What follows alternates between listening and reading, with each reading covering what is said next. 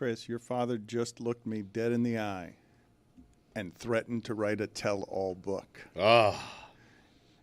And I looked at him. I'm like, well, you've written 2 books already, and our audience has helped make them bestsellers, and Stugotz's book is killing it. Yeah. The audience has made we are single-handedly reviving the read a book in your hands industry. That's right now one has to assume, right, that Kindle is doing better than just books, right? Just than all books in terms of the publishing industry versus Kindle. Kindle has to be doing better, right? I would be very curious about that. I'm going to find out from you. I'm going to ask my source at my publishing house to get that information. Let's do it this way. How many people do you know that own a Kindle versus how many people do you know that own one book? I know a lot of people who own books, but only because I know a lot of old people. I've never seen a bookshelf full of Kindles, but I've seen a bookshelf full of books. Yeah. Good point. Yeah. Thank you, Billy. You have a source inside the book community, huh? I do, yeah. Really? Yeah. He can give me pretty much that exact answer, which I'm curious about. But I want to say one thing, and I don't mean to offend the Kindle crowd. But a Kindle is a bookshelf that you don't see. What do you mean? What are you talking about? It's a digital bookshelf. Bunch of books in there. So It's not. No. If you're Isn't it? listening to I a don't book, have one. If I've you're heard. listening to a book, you're not reading a book. I'm not doing that. Yeah, we're show not doing again. this You again. haven't read a book. Okay. If Chris, you've did you listened nail to a your book- Kindle to the wall on accident? Can you not have multiple books in your Kindle? if you get different Kindles, Well, yeah, I think you guys are screwing with me here. Well, I don't know because I've never had What's Kindle. the limit for books in my Kindle that I can have? maybe 2. yeah. Maybe. I would assume that it's just the number that you can download. I don't. 2. I still read. I want the book in my hand. I still want to do it Yes, that way. I thank don't. you. I don't like reading books on Same. computers. Yeah. Right. Put it on the poll at Le Batard Show. Do you like reading books on your computer? Because I can't do it, and I don't know if this is just creature of habit. You like what you like, you're familiar with what you're familiar with, and then you get to a certain age and you don't want to change anymore. But I've tried Kindle, and I don't like it. That's not how I want to read a book. And I don't know if this has something like taste and texture, where I'm speaking to a bunch of young people perhaps that don't know or care what it feels like to have a book in your hand, because that's not the way they do it. And so because they're not familiar with the way I do it, the Kindle's the most normal thing in the world. Right. I like the tactile feel of actually turning a page, the sound of pages being turned, and also the bookmark. You know, you can have an official, actual bookmark. I just rip a corner off a piece of paper, and that's a bookmark. You know, you create your stick own it in there? bookmark. Yeah, right. And it enhances the enjoyment of reading Right. an actual book. You don't fold a corner over at the the old page? dog ear, yeah. I don't like it. doing Doesn't that. respect the book. I like a pristine page. Right. Yeah, for sure. That's, I like to very feel important. the print of the letters also sometimes. It's almost my own version of Braille. I don't know how to read Braille. I respect anyone who can. Right. But sometimes I'll go over the pages and just kind of feel it. Sometimes the words, I don't know if it's the word that's sharp or the ink that's sharp, but sometimes I feel like a little cut almost on my finger when Wow. you go over it. Yeah. I've never done that. Oh, you got Are you reading off of a literal stone tablet? No. My Kindle. Oh, okay. Stone tablet. That reminds me that our bathroom signs here in our offices have Braille, but they don't actually have texture to it. Yeah. It's just Braille that's printed on. Huh. You Tough can to read. only see it. Yeah. That's not great, but I don't believe we've ever had anyone here who would need to use it. So I guess Isn't that the lamestream media? Just the optics of us caring. but you're saying that metaphorically, right? On optics, because it's not. I think Looks it's like we're prepared. It might be Just, like you know. building code required to do it, but I guess like the follow through of actually making it Braille, like for real, as opposed to something that looks like Braille. But if it's only Braille to sight, it is fundamentally useless. That's right. It's not. But it's there. it is- That's the important part. It's not just virtue signaling. It's only virtue signaling. Like it doesn't have any other practical purpose. You got it.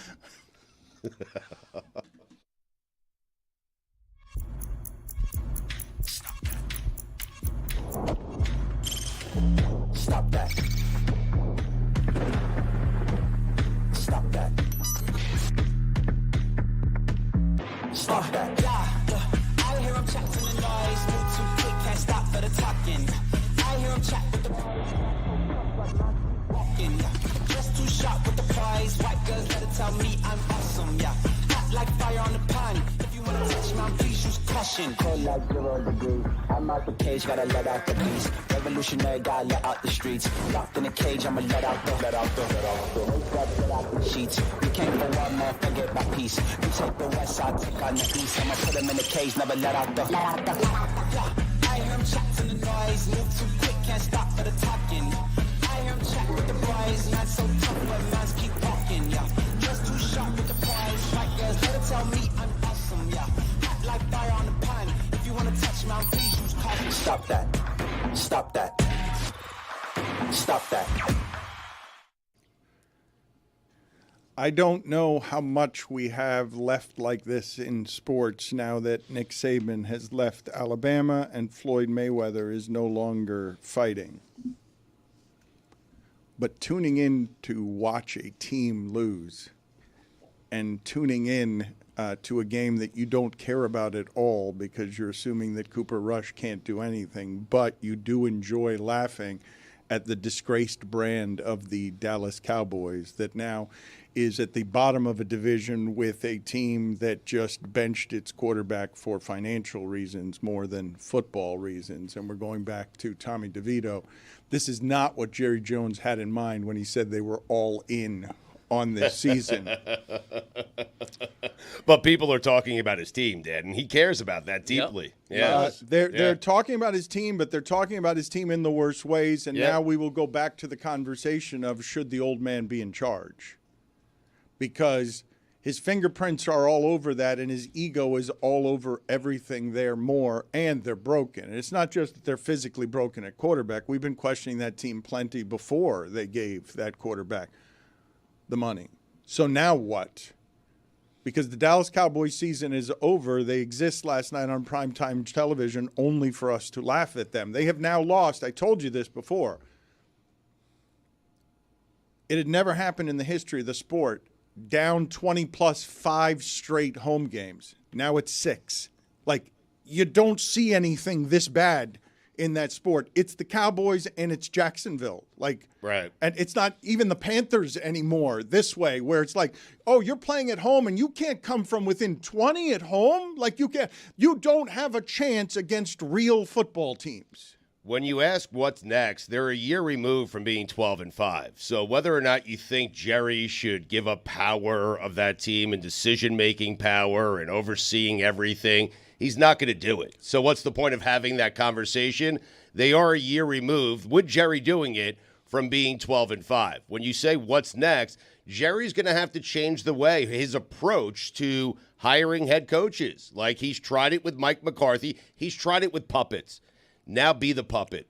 Let a guy like Belichick walk in and do what Bill Belichick he does. Didn't like that when he did it with Parcells. They finished 12-5 3 straight years, but McCarthy's beginning to resemble Wanstead to me, where That's fair. Wanstead was going 10-6 and 11-5 as well, but what? The thing just kept getting worse on his watch until it collapsed. It collapsed with a 4-12. Yeah, when you keep having great regular seasons and then don't do a lot in the playoffs, it almost makes the hurt worse.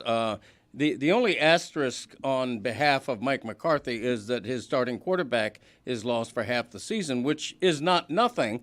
But last night, they're behind 20-10, fairly late in the game. They have a chance to go for a field goal to make it 20-13, a one-score game, and he goes for it on like 4th and 13 or something and doesn't make it. That's a bad coaching decision. It just is. In retrospect, and even then, I'm saying, be behind by 1 score. Give yourself a chance. You got 4. I'm shocked that Jerry Jones hasn't fired Mike McCarthy. He told Diana Rossini that he's not doing that in season. I mean, that he won't do it in season. That gives him everything he wants. It gives him attention. It gives him the feeling of power that he's making a bold move. I don't know what the forward path is with the status quo.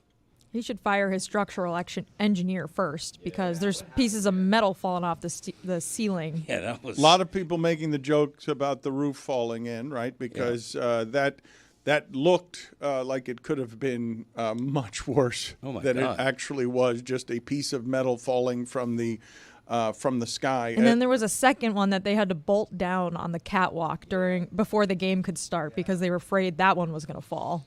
Is this just debris from whatever it is that they were doing for Jake Paul and Mike Tyson? Like, is this like, why would the roof be falling in the middle of a Monday night game? It was apparently the first time that they had opened up the roof in quite some time. So I guess over the extended break from actually opening it, some pieces fell. Where are you guys on the Houston Texans? They're one of the good teams, right? As long as their wide receivers are healthy, they're one of the good teams? For me, they're not the top 4 in the AFC. I think they're a good team that is very, very far from being a great team, although Joe Mixon. Very, very far from being a good team. I think they're far from being a great team.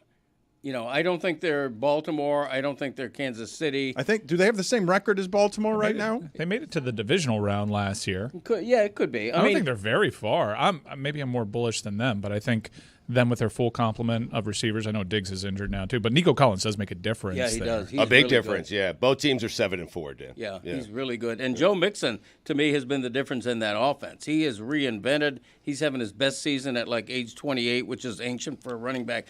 But you're right. If they still had Stephon Diggs, they would be an awesome offense. All right, what's Cody doing here between good team? I want to do this because I think you're all doing it. I think everyone listening to this does it, where they're saying they do their brackets and their tiers. What is he doing where he's saying that the Houston football team is just okay, is what he's saying. He's saying they're very, very far from being one of the best teams in the league, and I don't think they are. I like to say they're good with a chance to be great.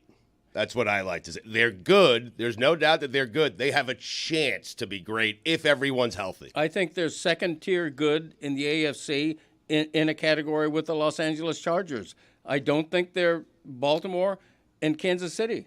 I think we need to go through their schedule, Dan, and determine the good wins and then the good losses. Because they have a lot of bad wins. Like, they've beaten the Patriots and the Jaguars and the Bears, but they also have one really good win against the Bills. So what do you do with that? I don't know. I don't know what Cody is doing with the Chargers. Okay, this was a stat Adam Schefter put out over the weekend. The Chargers went into the weekend allowing 13.1 points per game.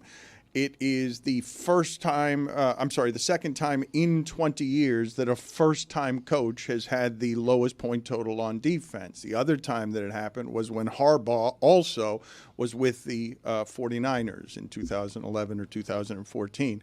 And I didn't think of him as a defensive coach. Do you guys think of Jim Harbaugh, as a defensive coach? Because he's a quarterback, I think of him as an offensive and a quarterback coach. But he's now had these two defenses, and I don't think what Cody's doing is fair to the Chargers. I think the Chargers are a very good football team with the best defense statistically going into the weekend in the league. I'm looking at the league and the standings. Not that I need to, because I know the AFC. Buffalo's better. Pittsburgh is better for me.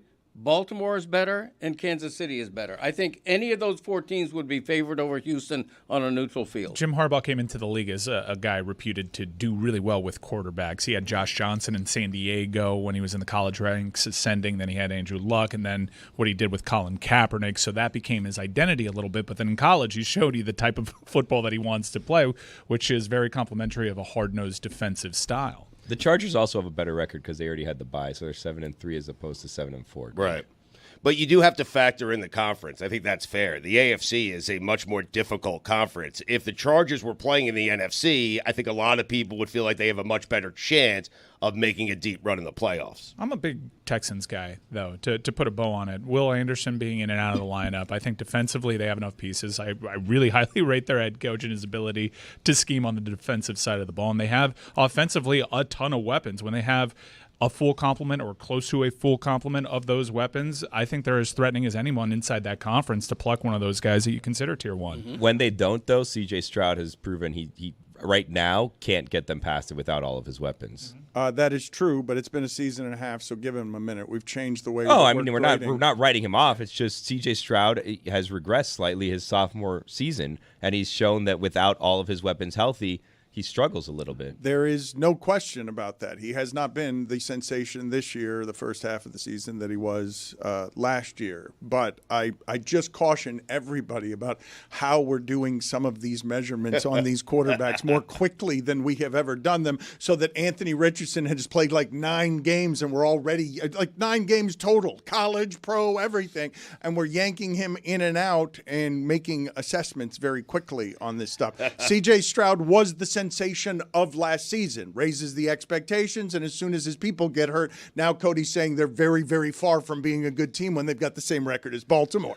That's how it happens when we start moving around. Oh, the quarterback's playing a little less well. Yes, you did say they're very far from being one of the top-tier teams. I think you said very, very far, actually. Let's replay the tape on that one. Yeah. I don't know about that. Replay the Kindle.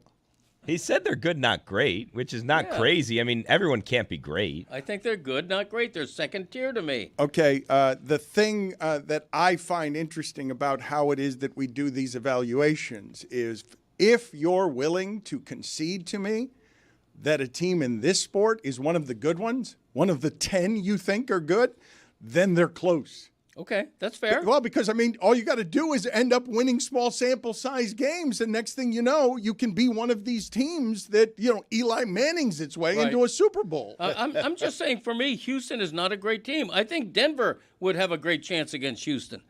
I mean, they're All right, you lost me. I think Cincinnati, the way Joe Burrow's playing, I don't care what their record is. They would have a chance against Houston. Yep. Bo Nix has been good this season. He's been really good. Yeah. He's the it guy now. Yeah. He went from being, should they have drafted him at all? And now he's the it guy. I haven't looked at the Offensive Rookie Player of the Year betting odds lately, but Nix is shooting up the charts. Greg, would you be surprised if the Texans were playing in the AFC Championship game?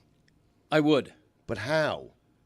Because I think there's 4 teams better. Okay, but if someone gets surprised, Upsets happen. I mean, what it would surprise anybody if Houston knocked off a Pittsburgh? Yeah, it would surprise me.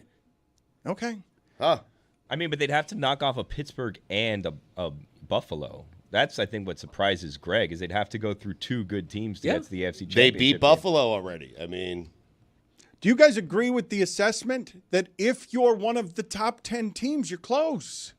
In this season, with parity the way it is, I would agree with that. I don't think they're a bad team. I don't think they're an average team. I think they're a good team. But is there really a long shot among the good teams? Well, the Vikings are a top 10 team. Do you feel like they're close?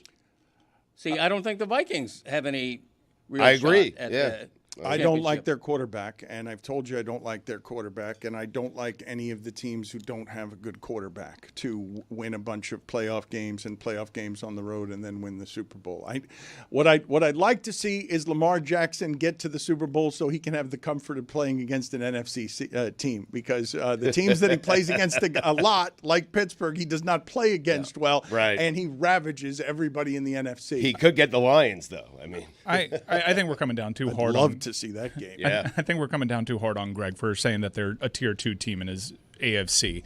I think tier 1 is 2 to 3 teams, and Greg's being fair.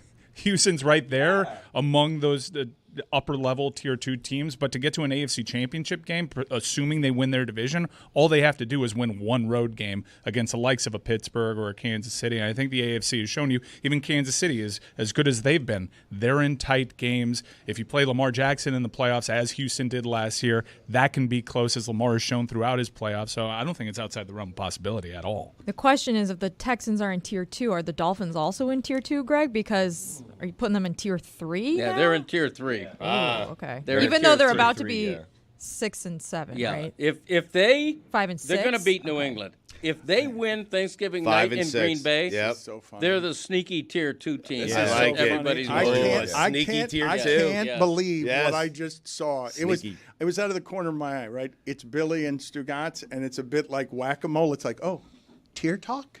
Yes. Took us 20 years, Dan, but we're here. T1s, T2s, T3s. What he did was not tier talk. What he did was say very, very far from being one of the best teams. There were two varies. That's a different conversation. It's a double vary. It's a different conversation. The tiers is one conversation. I'm not doing that with you guys, but if you guys want to do a double vary situation conversation, I will have that conversation with you. We've been having it for 10 minutes. I don't use double vary. You did. No, I don't think so. I want to hear the tape. Okay, we're going to go back. And when I do it, we're going to punish you at the end of the show today. Fine. When we play that tape, there's going to be a punishment at the end of the show that you're going to find out that you got this wrong, because it is specifically what it is that I'm objecting to. I think you're very, very wrong. Okay, thank you. Mm-hmm. You already have it? Wow, that was quick. They already have the sound of what it is that Greg Cody has alleged. This is big. Everything is on the line right now, Greg. I mean... Well, he doesn't know when it is that he uses these verbal crutches to get to his thought, because he does it quite a bit with inefficient language, and I'm watching him at all times. That kind of thing. I think they're a good team that is very, very far from being a great team. Okay. Through technology... The second vary was spliced in. Correct. Yep, you can tell. His mouth didn't line up with I that. reject that. That was you spliced in the second vary. No. Chris is good at that. It's not AI. I can't believe they found it that fast. That's a miracle. It's almost you think they were able to also edit it that fast to misrepresent you? It's AI. Yes. Mm-hmm. On a bad arm week, they're doing this to All you. right, so you're saying this feels like a dubbed, subtitled movie. I want you to watch your lips here, because you think the AI also altered your lips? I think they're a good team that is very, very far from being a great team. Yeah. I mean, He was saying far during that second very. Technology can do just about anything. All right, we punctuate the show today with Greg Cody's punishment. I'm going to determine it secretly, and we will get to it by the end of the show, because he got it wrong. But let's not talk about the good teams. Let's talk about the bad teams, and let's talk about specifically what the Jets have done to Mike Francesa. Listen to Mike Francesa here. The internet is accusing him of being broken. We made 2 plays. How did we make 2 plays? We don't even know how we made 2 plays, but we're up 14-13. Let's go. Let's get Fireman Ed up. I heard Fireman Ed. I heard let's go. I heard there was a lead, and then the whole Jet season collapsed again, as it does every Sunday. Play that again.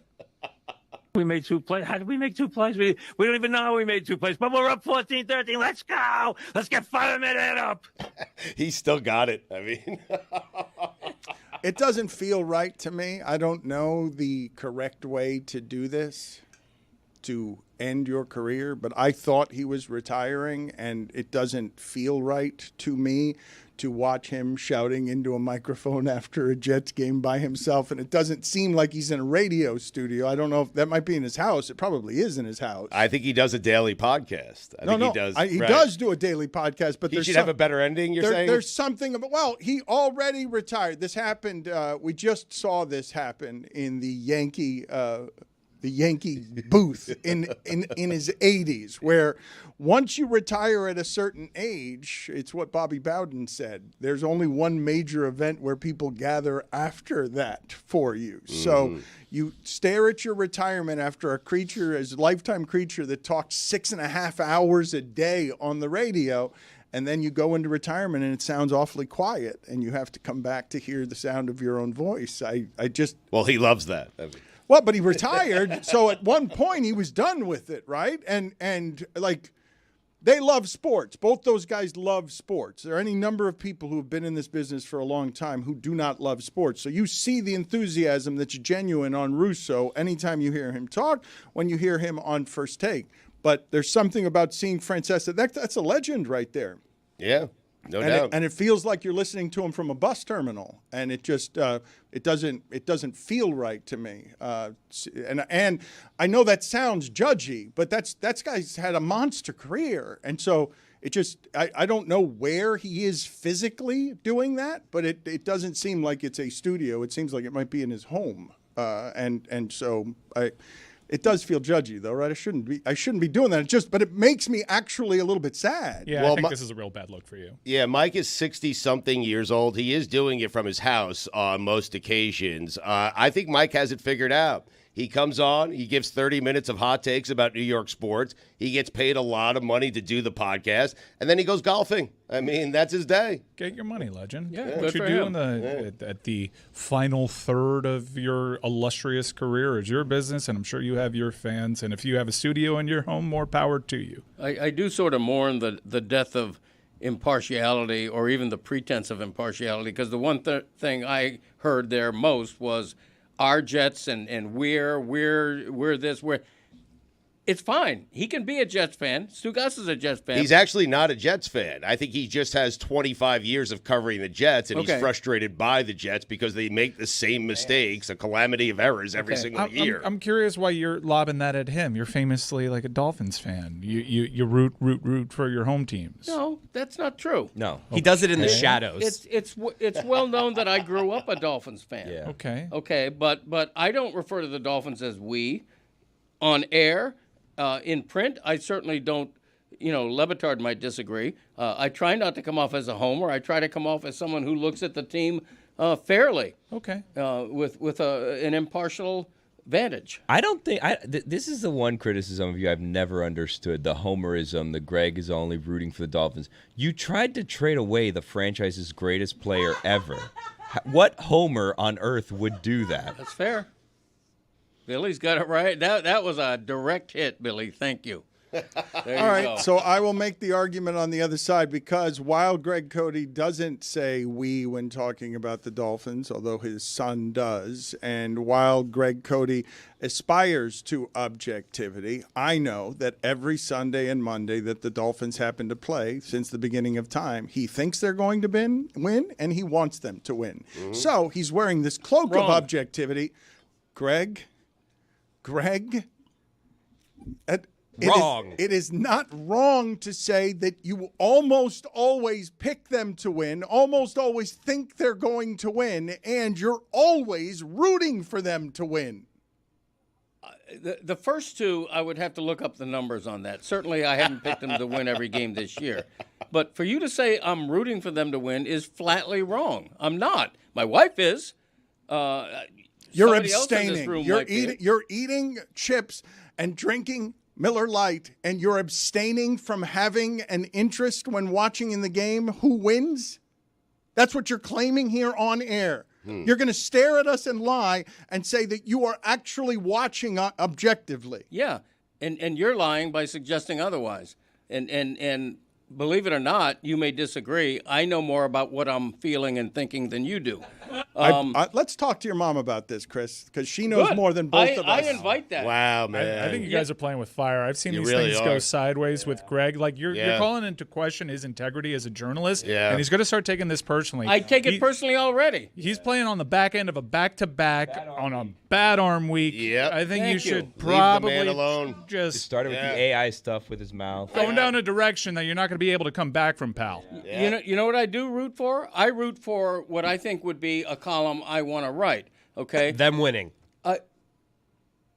Okay. You stepped on the landmine, my friend. They've been warning me, and you didn't see that there was a landmine there. That's what he's getting to. What I'm getting to is if the Miami Dolphins come back from their terrible record and somehow reach the Super Bowl for the first time in 40 years, yeah, I would like to write about that. That would be a wonderful story. Clicks for Cody. When the Dolphins went 1-15 back in 07 or whenever it was, that was pretty interesting to write. That calamity. The worst thing to write is a 500 team, a boring team. I root for what I want to write. If that happens to be the Dolphins winning, because I think that's the best story to write, and if I want to write that Tua in his first game back from a concussion single-handedly won a game and put up a middle finger to everybody who doubted him, yeah, that's something I want to write. It doesn't mean I'm cheering for it. Wow. Let's play again the sound. This was Greg Cody frosty. earlier in the show. We'll That's get back to fire. that in a second. Greg Cody earlier in the show, not altered at all. We have the proof he will be punished by the end of the show.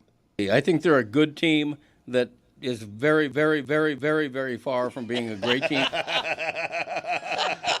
So Greg Cody is enraged, and this might be a silly thing, because I happen to believe that objectivity is an illusion.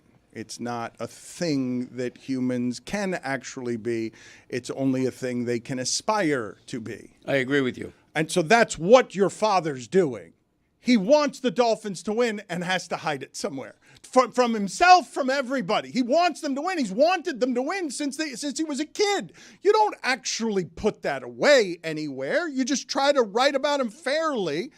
Umpires, referees, they have their biases. You try to put them, judges, they have their biases. You try to put them aside to do something that's factual, and he's trying to do something that's objective. But you're in no way actually objective. You're just trying to be it. Well, when somebody asks, what's one of your goals as a columnist, you don't say to be objective anymore because you're right. Objectivity is almost an impossible task if you have human feelings, particularly if you've grown up a Dolphins fan. Fairness is what I aspire to, and I want to be fair in everything I write. I don't want to come off like a cheerleader. I don't think I do, despite you trying to paint me as that. And I know what I know in my heart. And if you want to say that I root for the Dolphins to win every game, your heart go is ahead, your because heart I is can't aqua. refute it. Your heart is aqua. Yeah, but to Billy's point, that Marino column, I mean, that saves Greg. Armed with hindsight, that was the best column you've ever written. I mean, It certainly was probably the most talked about. yeah, Yeah. right. But it protects you. It He protects did you. an interview in front of the Miami Herald building, and his face was silhouetted and his voice was distorted like an FBI What a informant. time. They could do that at that time? Yeah, that was great. That was really funny. That's so good. I remember that. That was brilliant. Greg Cody did indeed try to trade Marino, and it is a very good argument against his general homerism. He hasn't written a column like that since. He is a columnist, actually, that I would say comes closer to objective than wildly opinionated, because he doesn't write a lot of things that are on the extremes of takery. Isn't the point of a columnist, though, to give us your opinion, give us your take? Like, Greg's not out here acting like he's Bob Woodward, who, by the way, journalistically has had some questionable choices in the past 10 years. So Right. Greg's giving you, the reader, his opinion as a South Florida guy, and I think that's the job, right? And I don't hold back. I mean, the column I wrote in this morning's paper online right now on the Marlins manager hire was pretty harsh if you're a Marlins fan and don't like the truth. What I wrote was he's going from the mountaintop of the Dodgers to the hinterlands of Miami, and is this guy insane for taking this job? And so I'm going to write what I feel like writing. You know, if the Hurricanes. But that's a different bias. Yeah, you're a Red Sox fan. Stugotz was just whispering in my ear. He doesn't even like the Marlins. Like, that's a different bias. You're more likely to rip the Marlins than you are the Dolphins. See, there again, you keep. I'm not a fan. Oh, God. You understand that, right? You are a fan. You've been a fan since a kid of the Dolphins. When I go to I'm covering every Dolphin game, either remotely or in the stadium, so this doesn't apply to the Dolphins. When I go to a Marlin game, quote unquote, as a fan, if they hit a grand slam home run, I'm not cheering. I'm there even neutrally as a spectator, because I don't want somebody who might recognize me to say, "Look at this Homer cheering for the Marlins." No, I don't give a shit whether our teams win or lose. Now, I will say this. I write for my readers. My readers are fans of these teams. Yep. And so if our teams are winning, look, what a lazy that a boy, and then he reaches into his pockets to grab some cigarettes. I mean, he does it for the fans. I mean, who could complain about that? He cares about his readers. Look, I mean, I that would a have, boy. I would have loved to have written that Lionel Messi, in his first full season with the team, led Miami to the MLS Cup. I would have loved to have written that. It doesn't make me a fan or a homer of that team. It makes me wanting to write what I think a lot of my readers would love to read. didn't you have season tickets for that team? Christopher and I had season tickets for. No, we did, and I'm fine with that. So am I, by the way. What's the scandal in that? Nothing. Why There is no is scandal. Le Batard laughing like a You're hyena? a season ticket holder. Bad arm week, man. I'm Team Greg. We are I'm all Team Team Greg. Greg back here, by Yeah. the way. Oh, he knows we are. I'm in your I corner, mean, Greg. yeah. Aligned with you here. Bad arm week, and you're doing this to him. It's Yeah. ridiculous. I mean, Terrible. It's don't get me started. Wait, I think we No, already you crossed the line. Okay, Oh, you crossed Mike, the line. it's happening. I'm good, right? Oh, my God. You're on the line. I mean, to make something of the fact that Christopher and I a couple of years ago bought season tickets. And how many games did I actually go to? 2? It was an investment, honestly. I mean, Greg, I simply was laughing at the comedic perfection. The bad investment. The staccato effort of you being asked directly a question after everything we've talked about, and then you admitting to, yes, I'm a season ticket holder. I was laughing because it and you are funny. Okay. Just the way that the music of that played out, it made me laugh that way because it's naturally funny for her. Because I also saw it happen because it swung with your great ally, Billy, who whispered it into Stugotz's ear, and then it shot across as a question. I told him, I said, don't mention Tom Herman got fired at FAU. Rough week for the Owls. That's Greg's alma mater. Tony is out on, let's see. Oh, look at this. Tony's at Versailles. Look at this. He's love that place. Anytime that anybody comes to Miami and says, where can I get authentic Cuban food? This is where I send them. Affordable, reasonable food. There's nothing left in America that is as reasonable a price as that authentic food that Tony is standing in front of right now. Yet Trump doesn't pay the bill. That's correct. Walked out on a $9 empanizado. Tony, what do you have for us today? We've got a bunch of OLI on your top 5. We absolutely do, Dano. Good morning, live from the most economical place on the planet, Bedside Bakery. This is a double. We're in front of the bakery right now. The restaurant's actually on the other side. So I wanted to bring you here because the same as you, when somebody asked me from out of town, where do I go for authentic Cuban? Right here on La Ocho y La 35. Right on Olga and Tony Avenue. Dan, right here in front of Versailles. First off, I want to say DoorDash presents Tony's Top 5. Get all your game day faves delivered. Head to DraftKings.com/DoorDash to play for free. Restrictions apply. Void where prohibited. Dan, we're going to start off in the OLI. A fun week of football. We're going to start off here. Last night, Brandon Aubrey, Mr. Automatic, except for the 40-yarder. But that was a network-wide jinx. So we're going to throw that one off the record. Did you see how he kicked the 64-yarder? It looked like he just kicked it with real no power behind it. Jessica's rolling her eyes at you. I don't know what it is that happened. No. What's going on here is everyone's been saying, like, oh, what happened to kickers in the NFL? Well, last time I checked, Chris Boswell had 6 field goals this weekend. So kickers were just fine this weekend, exactly. according to Jessica. This is not a Tony thing. Kicker. This is an everyone else thing. That's Brandon an indictment on too. the Steelers' offense kind of thing. They won the game. O-line number 2.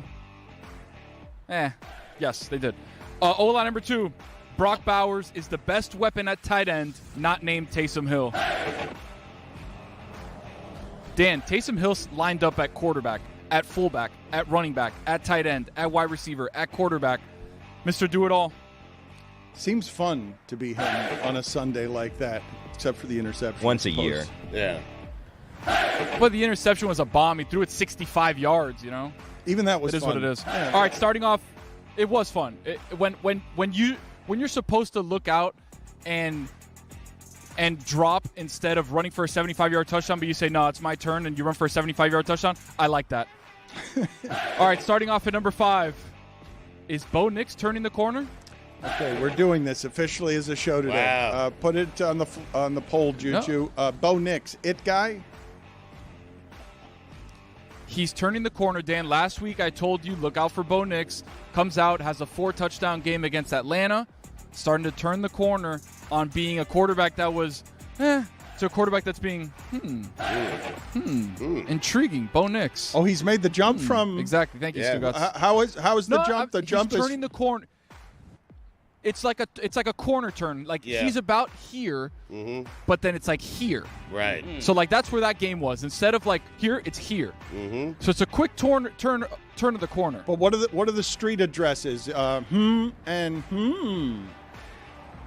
Yeah, exactly. Like he went from being like to like to the corner turn. Okay. Yeah. You're taking a little bit of a longer look at him now. Okay. How's there Longer 3 look. stops on one corner? He's starting to make you think, Dan. it's one of those 3-way stops. Yeah. You're making What's with him the think, follow-ups? and you got to stop. Is it a roundabout? One of those weird roundabouts? Use this turn signal. No, because you don't stop at those. You just keep going at those. Yep. No. Yeah. You don't just Yeah, keep I don't going. think that's how a those work. yield. You do.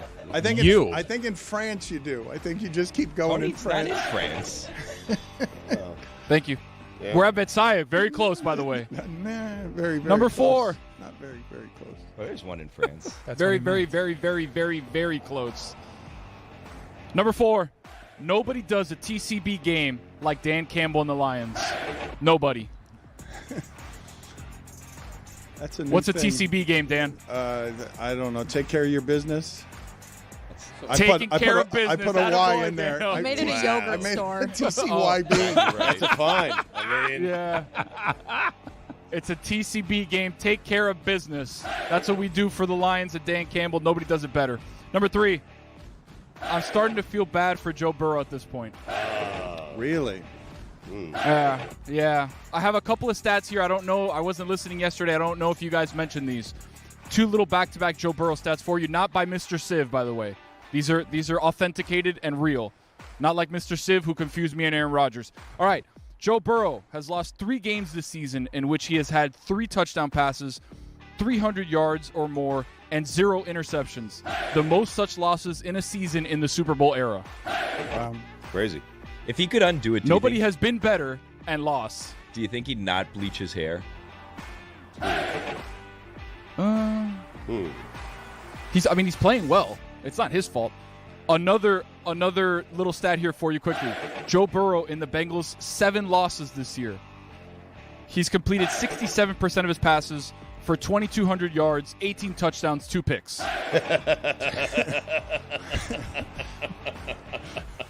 7 losses, by the way, for the Bengals. So just tuck that one in for later. All right. Number 2, Mike Tomlin can single-handedly will a team to victory like nobody in NFL history. Yeah. I think he can. I think he actually has that ability. I do. Just because he wants it? Yes. Yeah. He just wants it more, Dan. He doesn't blink. He says to Boswell, hey, you're going to kick a 6 and win the game. And he kicks 6 and wins the game. Somehow, some way, Lamar Jackson, who's been the best quarterback all season, looks like Snoop Huntley out there. I don't get it. Ouch. I don't think he says I'm just anything saying. to his kicker. I think he just wills it in. I mean, that's what he does. Yeah. Oh. Yeah. I feel like Tomlin just kind of gives one of these and he looks at him and goes, Head nod. and then that's it. And then Boswell knows what the deal is. Yeah. All right, so this is what we're doing Number now. 1. Okay, this is what we're going to do with Tomlin now? It's his top 5. Okay. Thank you. Number 1, Dan, I'm sorry to say this for everybody in the Bay Area, but the 49ers window is officially closed. Oh, wow. Wow. A window has been shut. The window is Whoa. closed. I don't want to be the bearer of bad news. Whoa. I don't want to be the bearer of bad news, but I will be.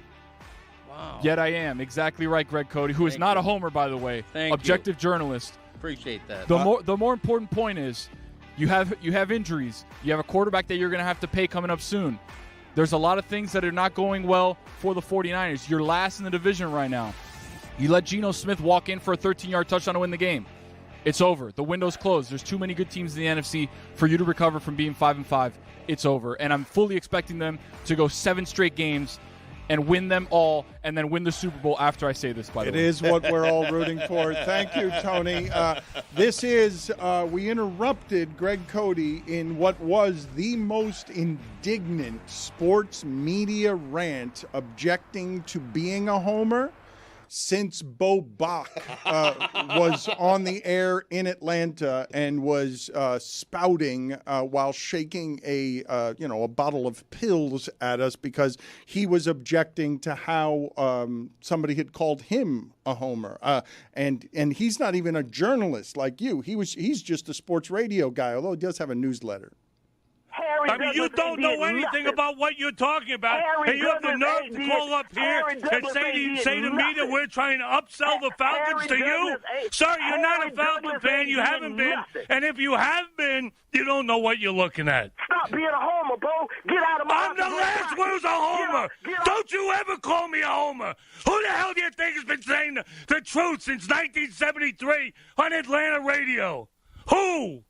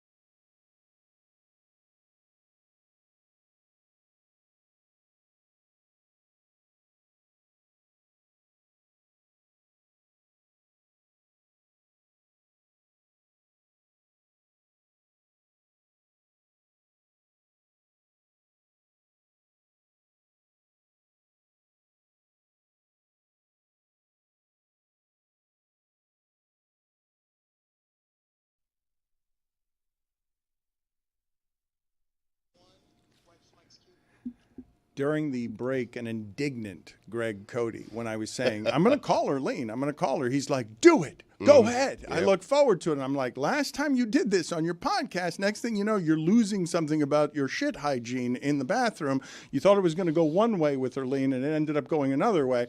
But he was very indignant and confident during the break.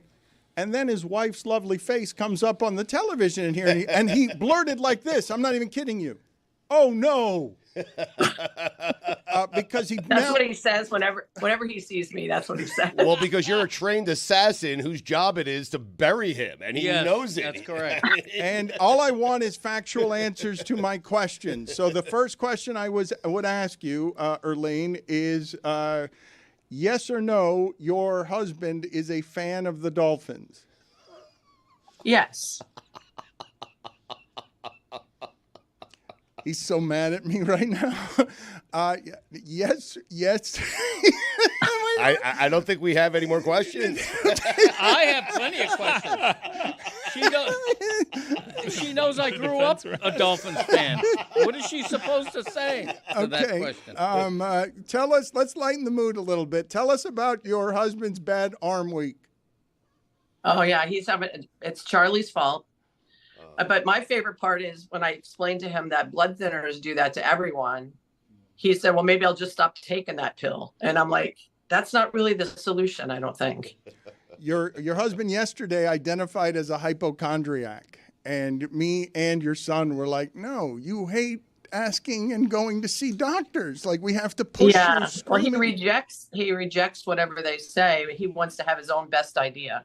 I could go on this, but it's better not. I'd like you to go on the other one, though. On Sundays, is your husband rooting for the Dolphins to win?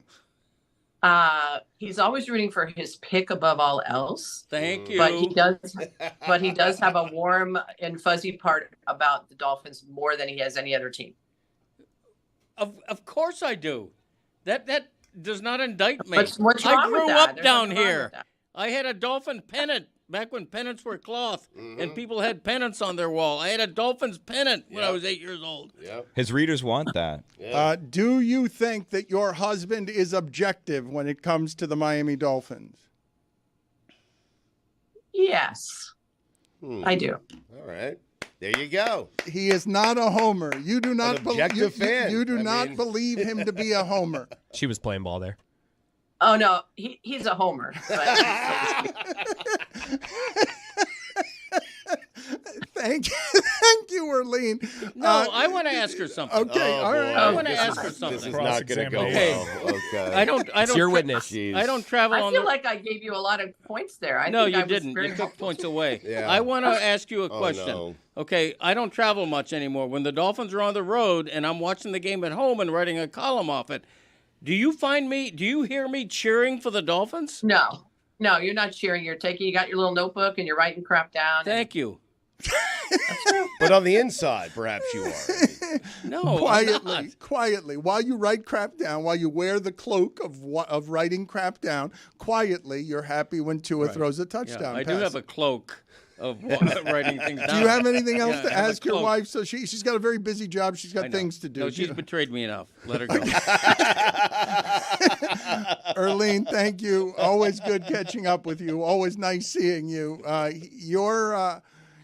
I've told your father this a few times recently, Chris, and for some reason, after all of these years, it doesn't change. I'm like, Greg, when you're angry, always funny. Yeah.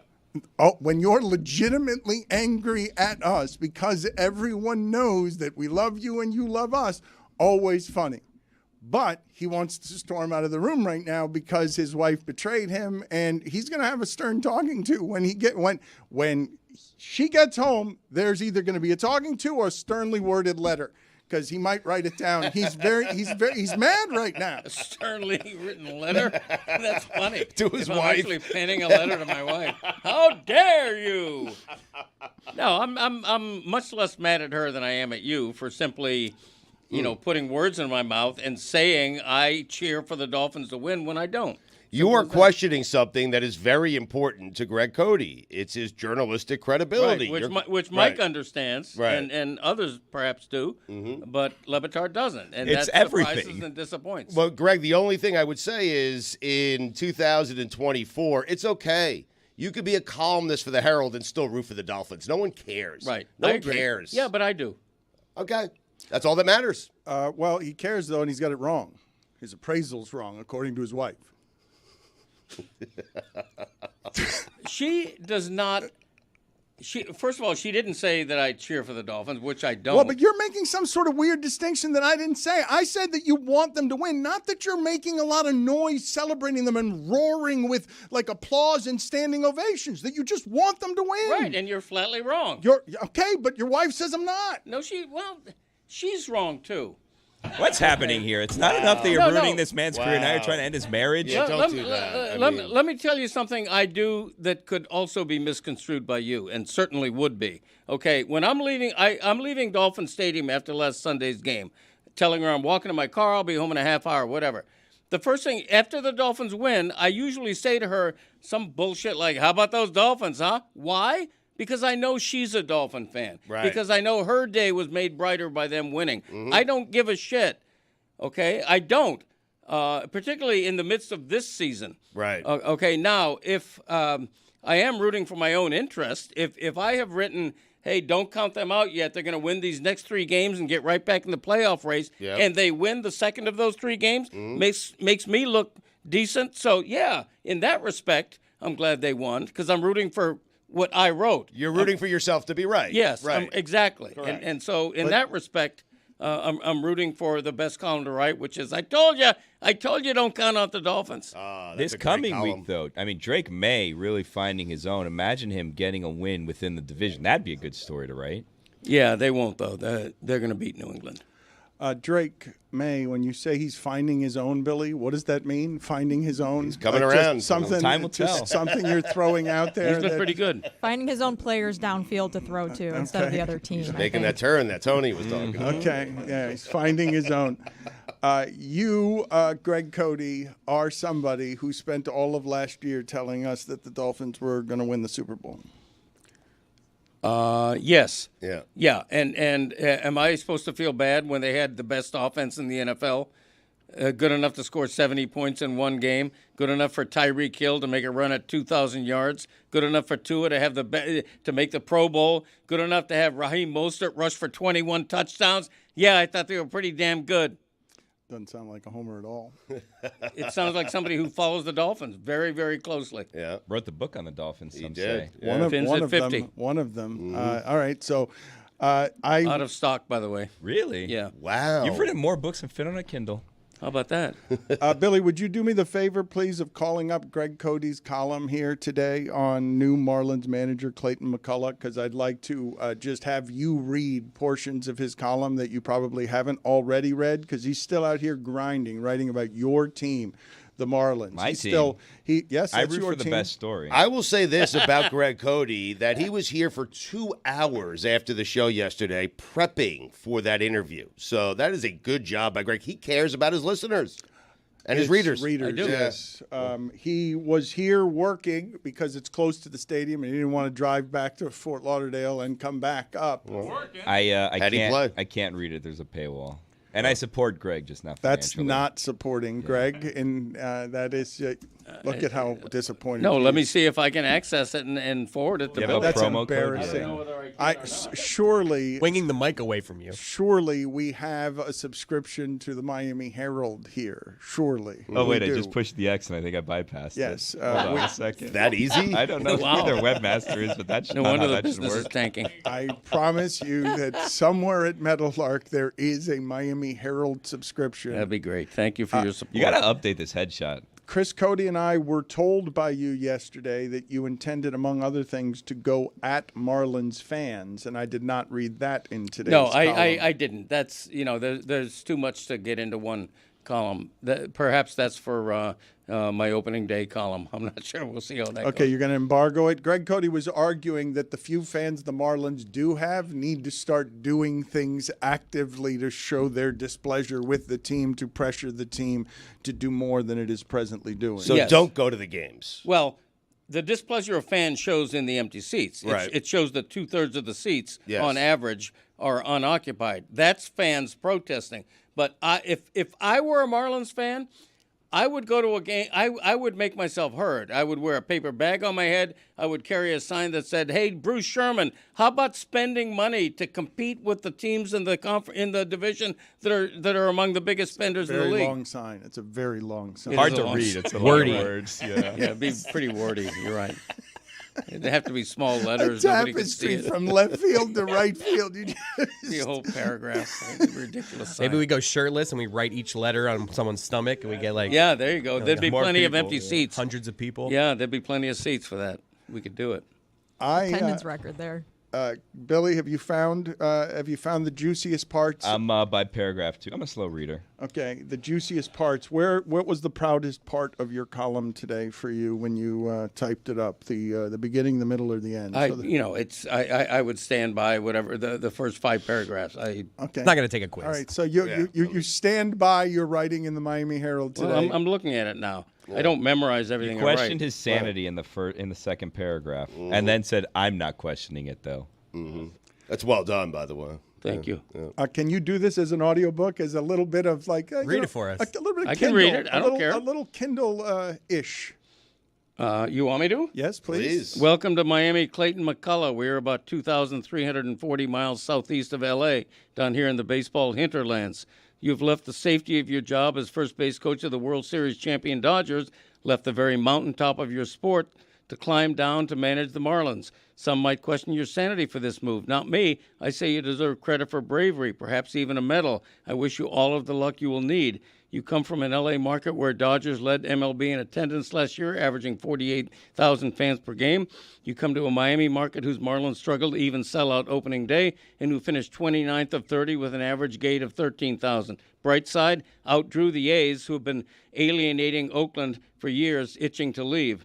You are leaving a rich Dodgers ownership that had the 5th-ranked $240 million payroll last year for a penurious Marlins ownership whose $97 million payroll ranked 27th. And Mr. McCullough.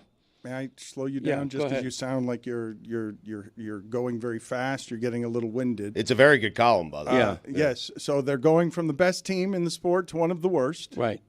Now, when do we get to the ripping? And Mr. McCullough, you are leaving a city that loves its Dodgers for a city where the Marlins are the 6th biggest team in town, where baseball has become an afterthought dwarfed by the Dolphins, resurgent Hurricanes football, the Heat, the Stanley Cup champion Panthers, and Lionel Messi and Inter Miami.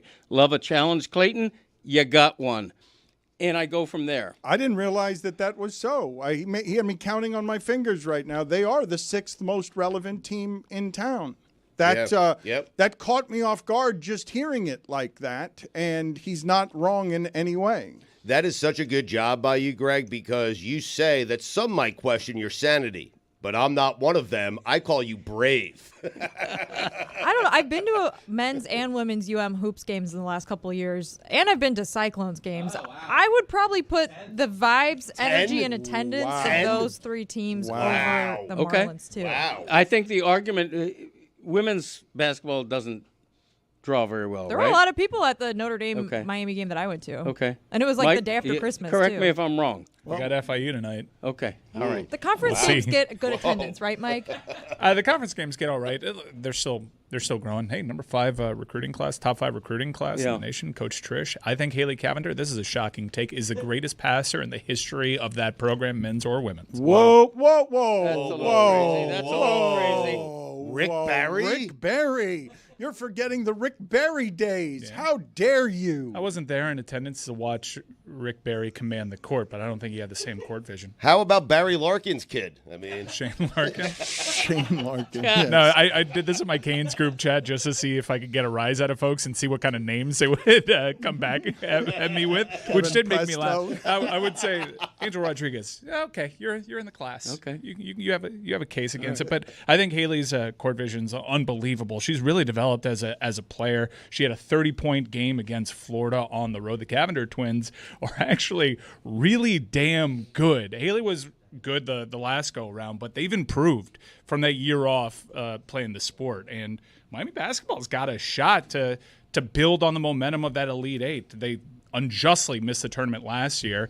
It really killed Katie Meyer's passion for the sport, but new coach in and recruiting at a high level, Miami's very well positioned there. Come on out tonight, Watsco, FIU. Now that's a homer. Unabashed, which I like. Diana Rossini is going to join us now to talk a little bit of football, and we have a surprise for her toward the end of this interview. But as she gets situated here, I just wanted to bring it back to what it is that Greg Cody was saying about the Dodgers and the juxtaposition against the Marlins. The Dodgers are meeting Juan Soto today. And the Dodgers, this is unbelievable what I'm about to say.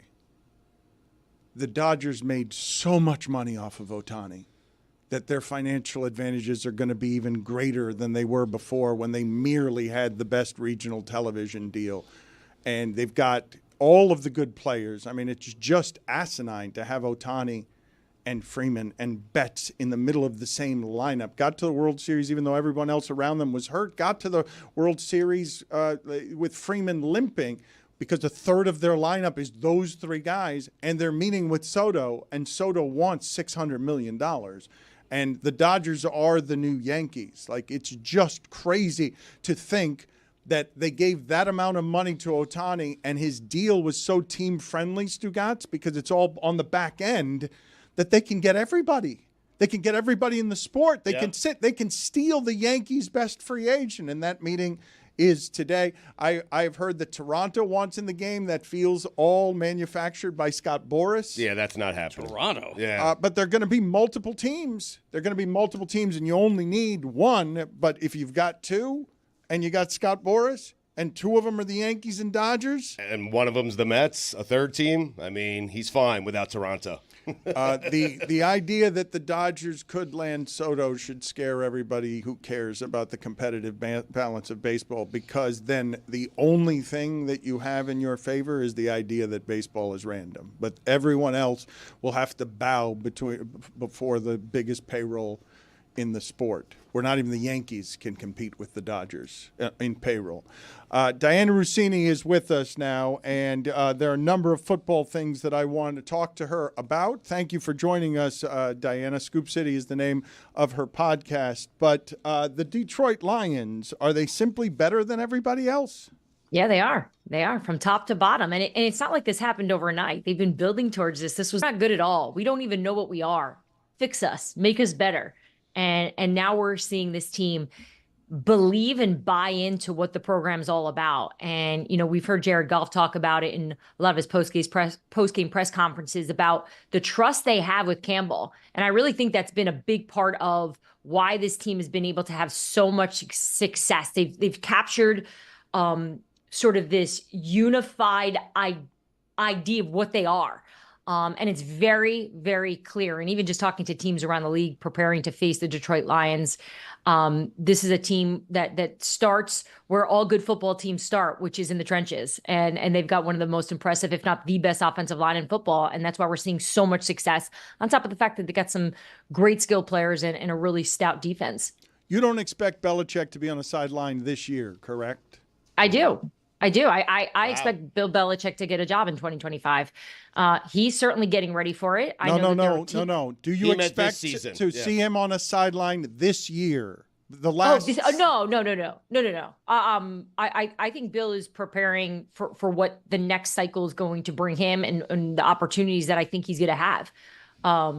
He's obviously entrenched in this in the media right now and doing that, but I don't see a scenario where, you know, let's just, for this example, just an example, let's just say Jerry Jones wakes up today and says, all right, I'm done with this Mike McCarthy situation. Let's get ahead of it and get Bill in here now before, let's say, the Jags or maybe the Saints or, you know, a team that would want someone like a Bill Belichick. You know, I don't imagine that. This coaching cycle is moving right now. I can tell you that from talking to people behind the scenes. This is different than it's been in years past. Usually I've talked to you guys, around Thanksgiving, right after Thanksgiving, early December. There's chit chat about it. There's talk.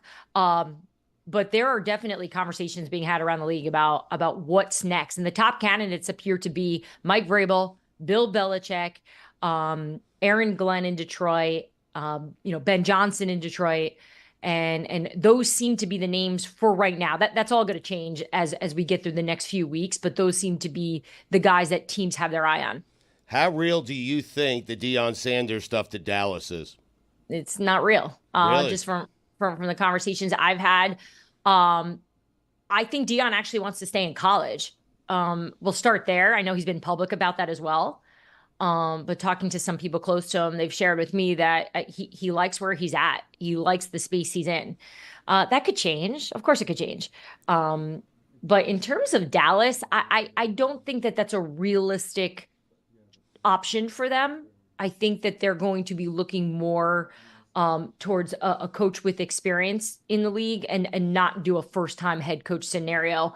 I don't think they're against that idea of a former player turned head coach. I just don't believe that that's the direction that they're going to go in for now. Can you give me your assessment of this assessment earlier of Greg Cody's about the Houston Texans? I think they're a good team that is very, very, very, very, very far from being a great team. That's unfair. That's ridiculous. I did not say that. I was asking for her assessment, not your assessments. Let's play it again, please, so that she can hear it clearly without Greg Cody's objection. I think they're a good team that is very, very, very, very, very far from being a great team. I didn't say that. Will you play it again? Play it again, please, so that she can hear it without him contaminating the jury. I think they're a good team that is very, very, very, very, very far from being a great team. Look, I would subtract 10 varies. Oh, there you go. 10. 10 of them. That leaves none. I mean, there's none. I think they're a really good team. I'm in agreement that they have some issues, that they need to be better in some areas. They're not always the smartest football team out there, and they certainly are not playing up to, I think, the standard of what we thought they would be at this point this year. But they're figuring it out. And I still think they're going to be a team we're talking about in January.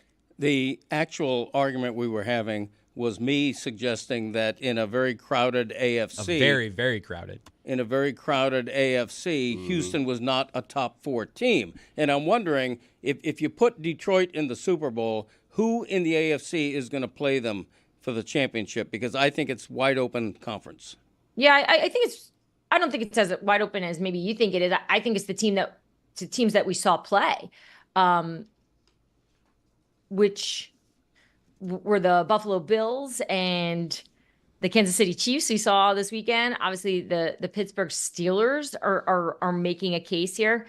Look, I still think in the end, it's going to be Kansas City that we see back in the Super Bowl. What are you making faces about, Chris Cody?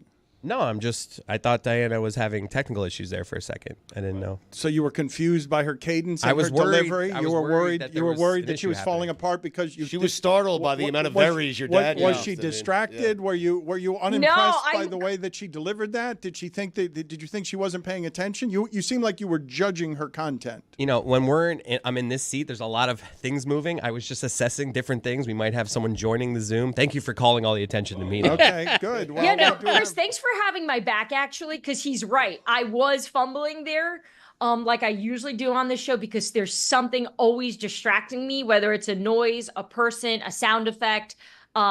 Visually, things are going dark on me from what I can see on my screen. So I'm just trying to fight through it. You guys are really testing me every week. You're making me better at this whole live thing. Yeah, we're crazy. Aaron Rodgers, will he be back next season? And if so, will it be with the Jets?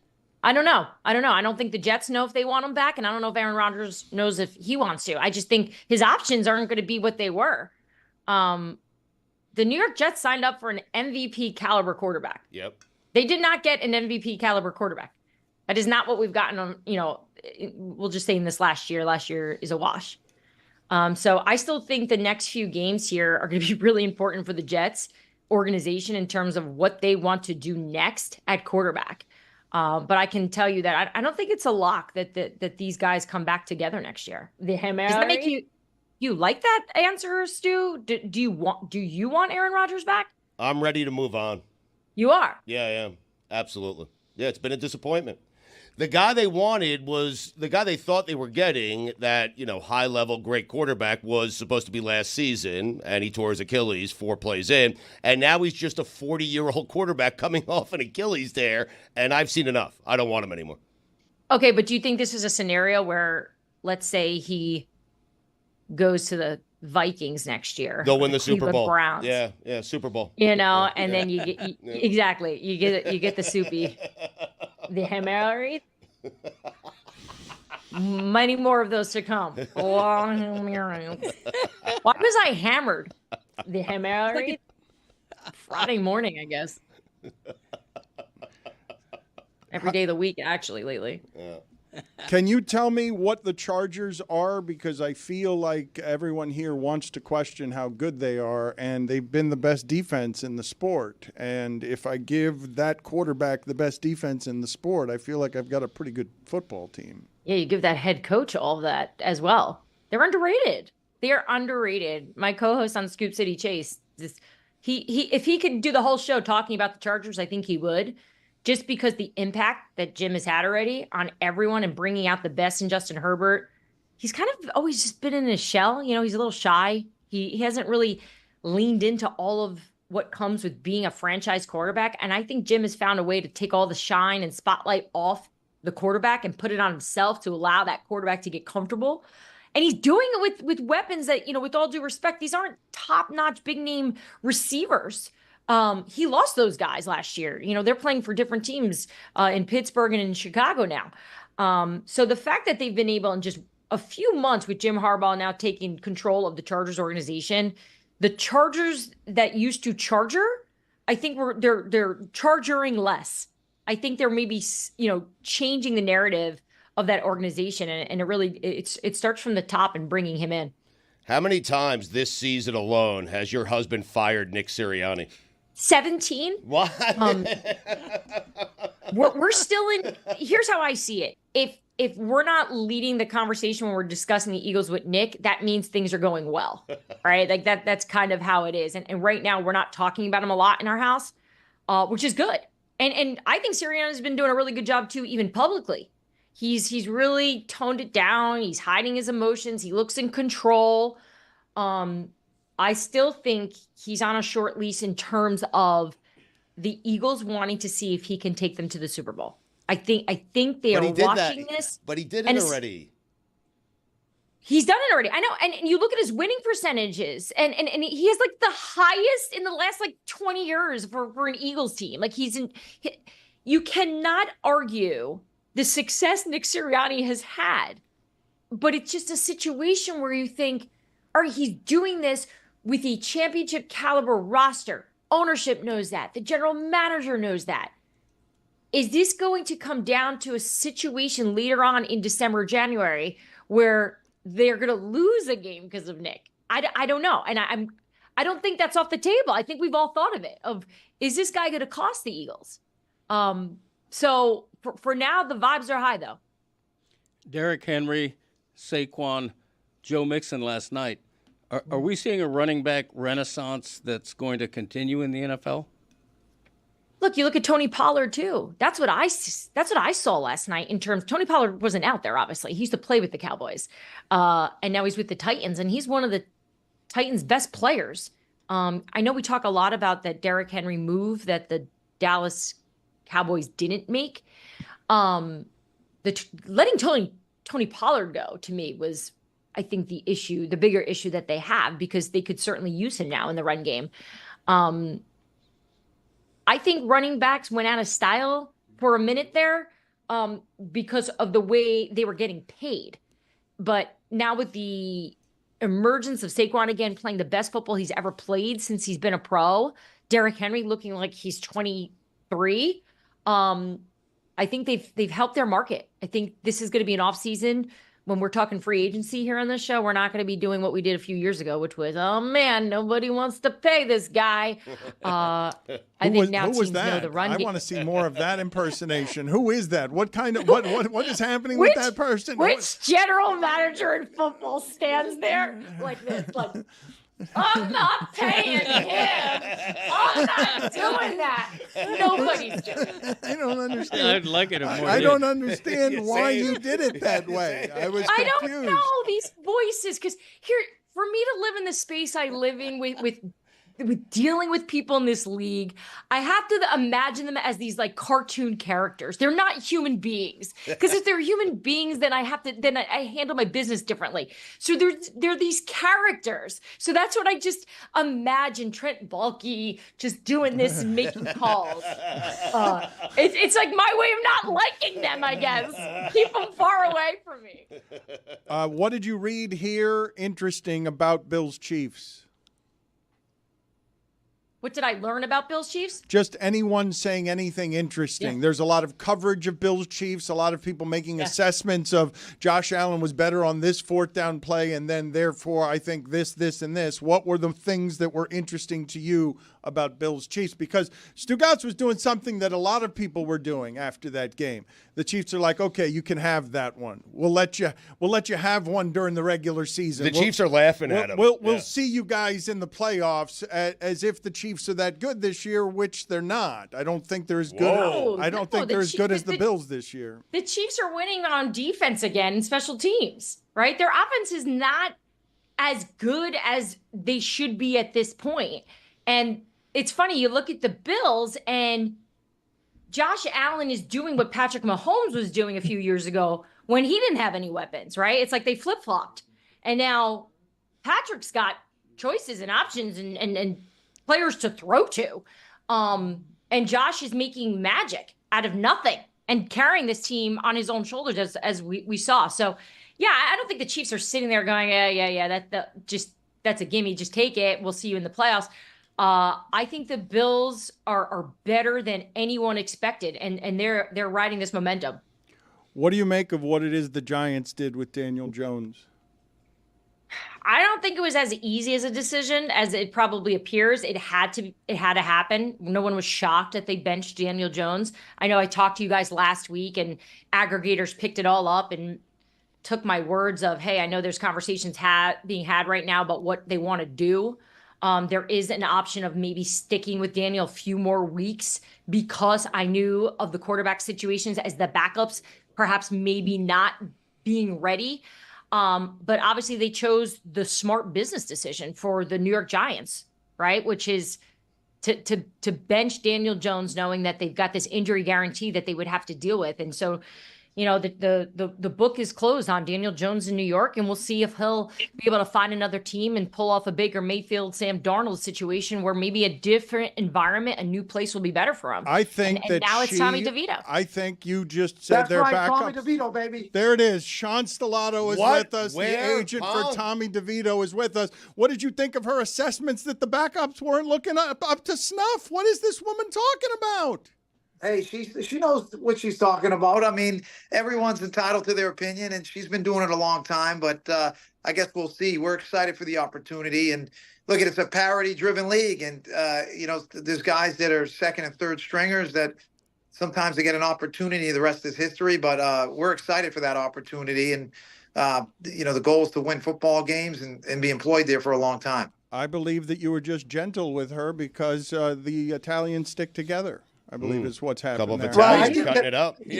We do. I am a girl dad, and you're right. The Italians do stick together. We stick together. I have never met Sean, guys. Full disclosure, I've never even reached out to him, which is bad business by me as a journalist covering this league. He's a top dog in this game as an agent.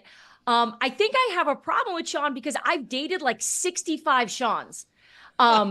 In my life, and he just looking at him right now, I'm feeling all these different emotions. This is Sean is home to me. That's what it is. Sean is home.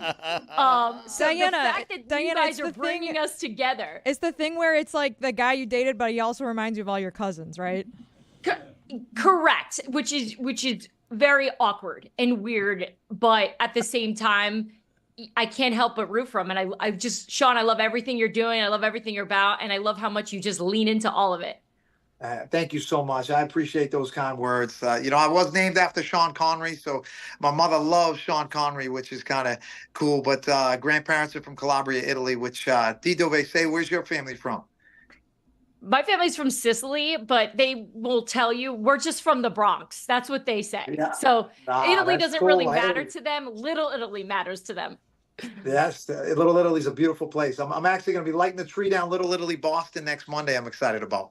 Wow. Of course you are. Congratulations, by the way, on getting inducted in the Italian Sports Hall of Fame. I don't know how one gets into that, but if you could maybe call someone, I would love to have some achievement in my life because I've been taking a lot of L's lately. And I want to add something to my Twitter bio that seems interesting because I've got nothing going on right now, Sean. Well, I got a guy I think you could call. You might need an agent. Sounds good. Selling himself. I think I want to fire my agent right now and hire Sean. How does this one work? What is the answer to her question when she asks, how do you get in there? Because she made it sound like it was the Soho House where you got to get somebody to nominate you in order to get in. How does this... I think there definitely a nomination process, but this organization's been the Hall since 1977. Some of the greats that are enshrined there in Montana and DiMaggio and Joe Montana, who else? Dan Marino, Rocky Marciano. So I know there's some very reputable female, inductees as well. But definitely off air could look into it for you. Tommy's ready. Tommy's ready, right? You got the endorsements ready? Tommy is ready. Obviously, look at you they got a close quarterback room, and you always want to see your teammates do well. Sometimes things got to get changed up, but he's prepared his whole life for this moment. He prepared last year going undrafted, getting the Heisman by 28 teams, and went out there and got the opportunities. We feel made the most out of it. He's a different animal than he was 12 months ago. He's really put a big premium on the offseason and continuing to develop. And he loves his coach. He loves his teammates. He loves his fans. And excited for Sunday. Weather's going to be great, and we're very fortunate for this opportunity. So what kind of animal is he now? What kind of animal was he? What kind of animal is he now? Last year he was what kind of animal? Last year he was kind of, I would say, he was a unique animal in terms of, the cutlet thing. Now I think he's just a better version of the cutlet. Wow. He's a stallion. Sean. He's a stallion now. That's what he is. Yeah, you took the words out of my mouth. Yeah. I literally just handed out about 500 boxes of turkeys to the needy out in Jersey, and so I apologize about the attire. I know you probably want to see a better drip. But no, it's a good drip. No, it's a good drip. I wasn't expecting you in a suit. Yep. No suit today.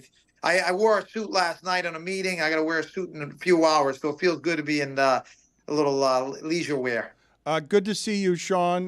Good to see you, Diana. Thank you for being on with us. As Stugotz said, a couple of Italians cutting it up. Thank you. Sean, get her in the Hall of Fame. Let's go. Okay. Without a doubt, Diana. I look forward to connecting offline. All right. Continued success. If you're there Sunday, definitely say hello. And Stugotz, I appreciate the love, and you guys be well. If I don't talk to you, have a very, very happy Thanksgiving. All right. That's nice, too, Sean. man. Thank you so much. It'll be very difficult to spot you at the stadium, but I'll find a way to get to you.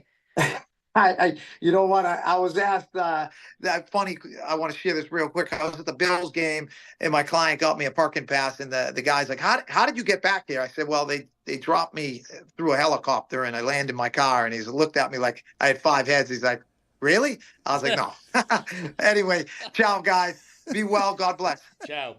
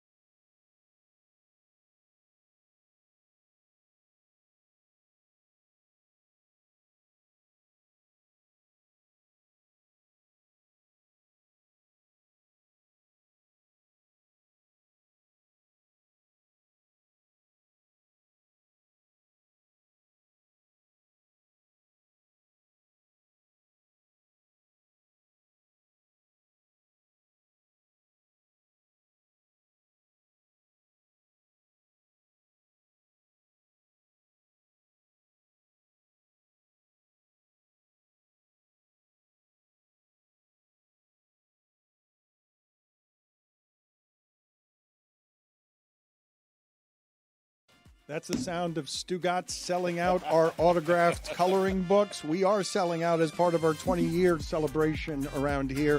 We're introducing the Dan Le Batard Show with Stugotz's 20th anniversary jersey. It's a weird choice to enter the Christmas holidays selling a sleeveless garment, but here we are. I mean, 20 years, I have been on fire. The last 20 years have put me in the Hall of Fame. Who would look worse in a tank top, me or you? Okay, it's sleeveless garmentry that we're selling at LeBatardAF.com. It took us 20 years to make it. It looks just as bad on us as you would imagine.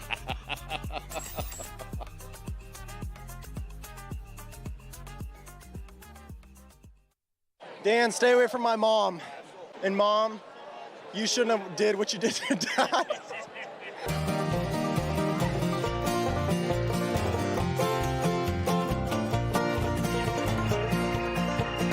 We are here in beautiful Athens, Georgia, one of the best college towns in America, and we were denied for this game. They said no credential for you, but don't worry. Game Time hooked us up. They got us some tickets for this game, so I'm not media member Lucy today. I'm not professional, graduated with a journalism degree Lucy today.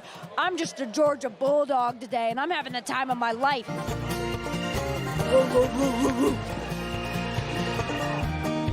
I bet he gets terrible gas mileage. Hey, we're going to open that ass. Our backs are against the wall. We're going to open that can of ass, and we're going to dominate. That's what we're going to do. Start to finish, we're going to dominate. Start to finish. Everyone close their eyes. Raise your hand if you're nervous. Okay, all of you raise your hands. Do we get the W? I think we do. Whoa! Little of that, shake and bake. You know what I'm saying? How many bars are in Athens? Do you guys know? In the 80. I think it's the most per capita. I am underage, so I do not go downtown. No, he's never done that. I'm a good Christian man. I do not go downtown. Never done that. So Athens has more bars per capita than any city in the country. So there are typical tailgates here, but a lot of the fans just go to the bars. And if the fans are going to the bars, then we should go to the bars. And if we're going to the bars, we might as well get a drink, you know, like we're at the bars. I can manage it. I believe in my heart I'm very good at holding my liquor. No one's ever actually said that to me, though, and I have no evidence to support that. I gotta tell you, this place looks very familiar. I feel very at home here.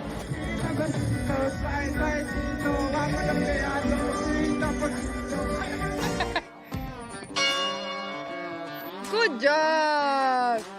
I was told to surprise you real quick. Whoa, do you see that, Rose? Zoom in. That's a dog. How do we feel about the game today? My mom went to Tennessee and we haven't talked in 3 months. But that has nothing to do with the game. We've had a lot of problems with drops this year. So, like, just like Graham's dad used to drop the ball in his parents' marriage. What about my parents' divorce? Do you have thoughts on that? I have thoughts about my own parents' divorce. Love is dead in our families, but love is not dead with the dogs. Okay. I love when Carson Beck actually throws it to he throws it to your team. He started dating one of the Cavender twins.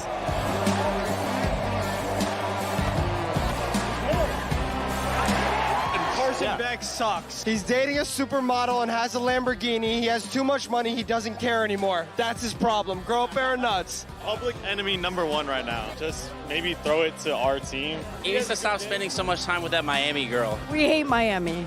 Is that a collective? We all hate Miami? Football's a team game. 22 people. He's one of them. I don't give a how he plays. Raise your hand if they should break up.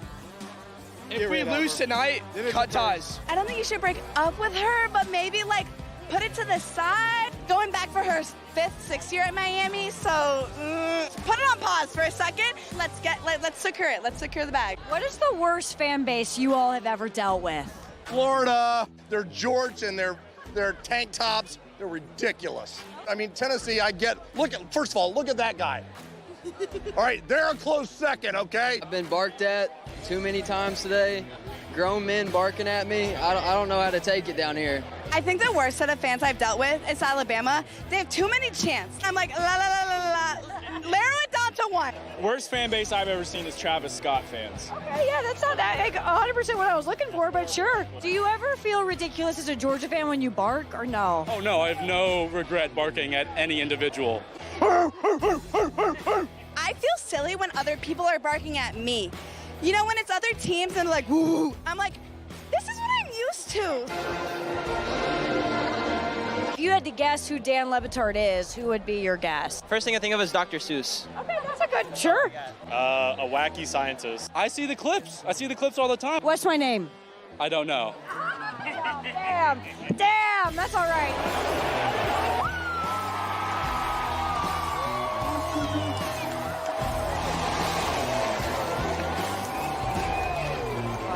So you may be wondering, what was the fan experience like for me? Well, this is our first game that we're not media credentialed. We're just fans living it up, having a good time, and no one offered us anything, like nothing to drink.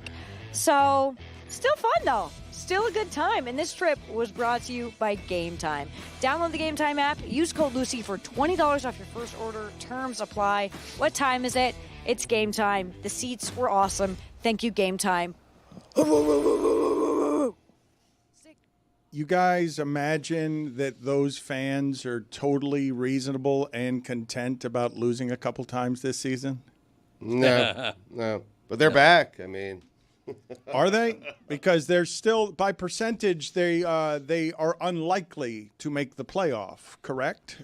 Just simply by percentage, I assume that a 3-win SEC or 3-loss SEC team is going to get in.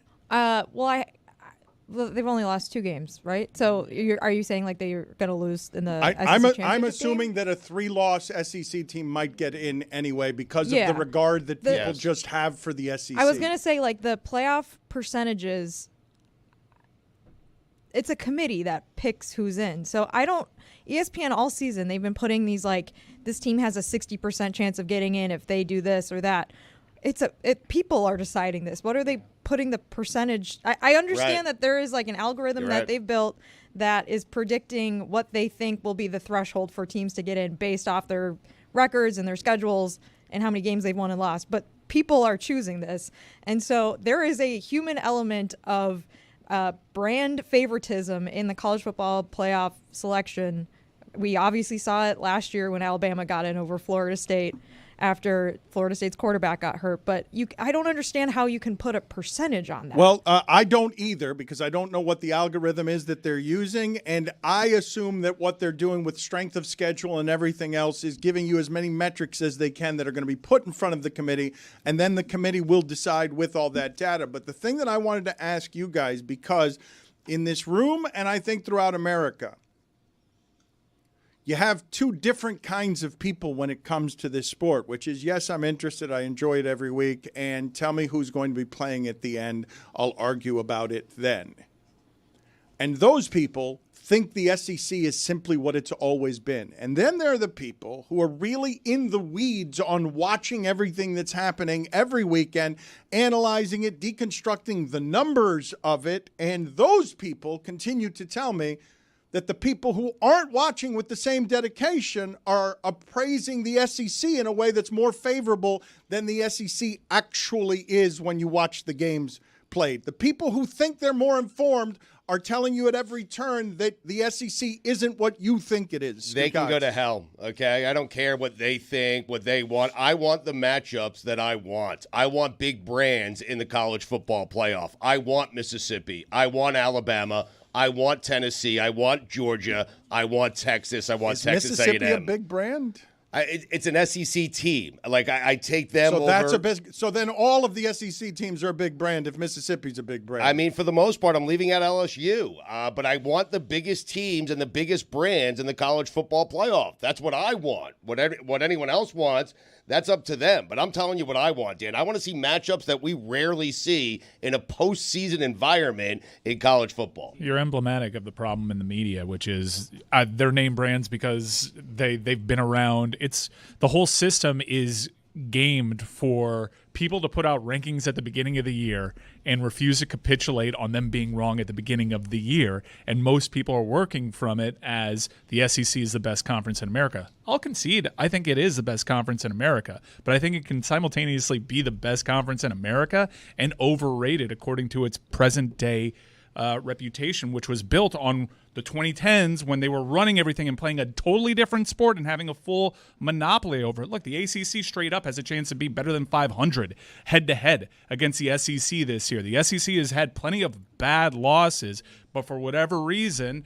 a loss inside the SEC with voters is considered a better loss than a loss inside a conference in other divisions. I am curious, though, what your thoughts are on what Lane Kiffin volunteered, which is there's this general notion amongst coaches, which is we don't want to make the SEC championship game. We can lose that SEC championship game, and it could maybe hurt us. Get the bye, too, is what he wants. He's like, I want the bye. Well, he's like, the risk of the bye doesn't outweigh potentially losing that because there is this fear. The source on the College Football Playoff Committee not penalizing you for making your conference championship game is just trust me, bro.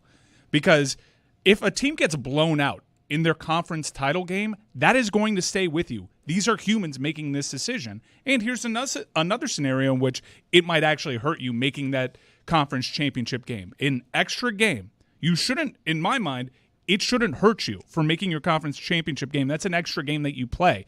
But what if you suffer an injury? What if the Jordan Travis thing happens to you inside that conference championship game?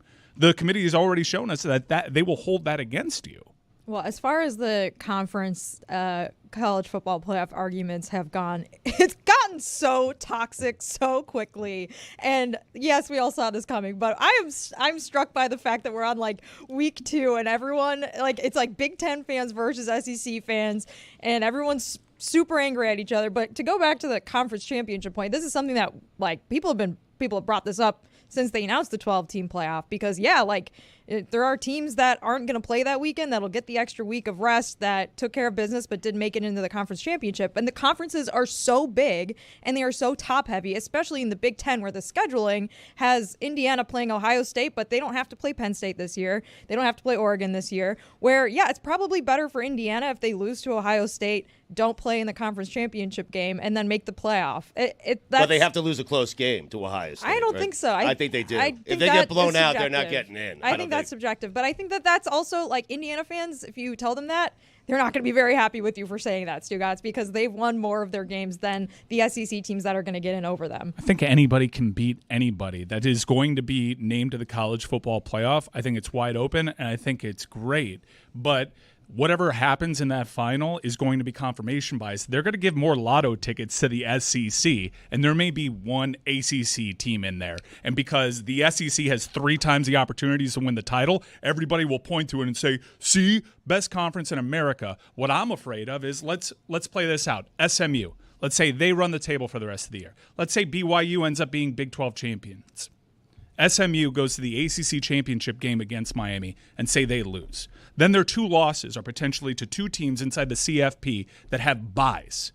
The committee's going to look at a 2-loss SMU now because they've lost in a conference championship game and potentially a 3-loss SEC team. And I've got zero faith that they're going to look at that rationally and not apply their biases here. The SEC team, you're not incentivized to miss the conference championship because you'll get a bye, but if you win the SEC championship, you get a playoff bye. So you advance further, and you're going to have to play those teams in the playoffs anyways. Here's with Lane's point, they won't punish the runner-up in the SEC. The SEC doesn't have to worry about that. I get where he's thinking. I get where it's really hard for humans to deprogramming help me out here. Deprogramming themselves here. Deprogram. If they see a team blown out in that conference championship game. It's funny really everyone said it at the same time. I'm sorry about that. I watched Megalopolis last night and it really just messed with me in my head. I do think, Billy, maybe it depends. Maybe it depends it depends on your conference too, right? Because there's conferences that you wouldn't get an automatic bye, and if you're not in the conference championship, you're probably not going to get in. Well, no conference gets an automatic bye. I think there is some confusion about the power conferences getting the 4 bye weeks. If Boise State or Tulane or whoever the highest ranked G5 champion is higher ranked than the Big 12 champion or the ACC champion, which theoretically could happen right now because there may be a 2 or 3 loss champion in one of those conferences, they could get the bye week, which I think would be just confusing for a lot of people that thought that was going to be the automatic, no, if you're the Big 12, you get BYU should get the bye week or whatever. So that's not necessarily the case. As everything changes and we get into a situation where there is both confusion and anger about things that are subjective, I will tell you that there are very few things in products that are consumed or in entertainment that will create this amount of anger toward the product without harming the product in any way or its consumption. Enhances it. Or its customer base. Yeah. Usually in any place that I'm selling you anything, if the customers are this unhappy with the imperfections in something, it affects sales. It affects the way that it's consumed. All you guys are doing by complaining about it is caring. And that is the fuel to everything in sports. Whether you're applauding the Cowboys or you're despondent today because the roof is falling in their stadium, the thing that is valued most among customers is, do they care?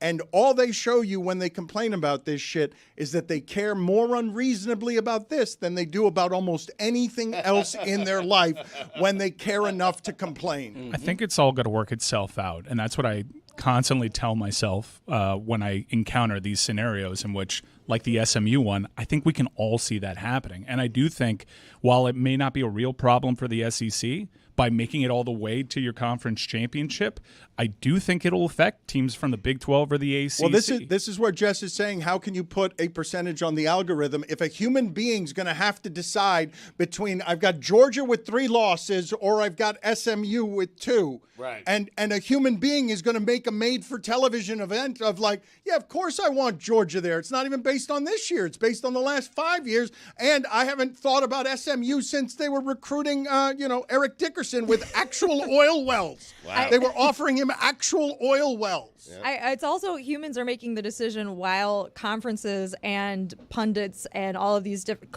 head coaches and players are lobbying their case towards them all season long. I don't know if you watched Kirby Smart's interview after the Tennessee game, but he said on the side or like on the field in his post-game interview, like, this is the hardest environment to play in. I dare the committee to come down here and play in a game or something like that. Like, he was like already super fired up about the rankings, even though it's like this is like, we haven't done the final ranking yet. Like, there's nothing to be that upset about after the second week of rankings.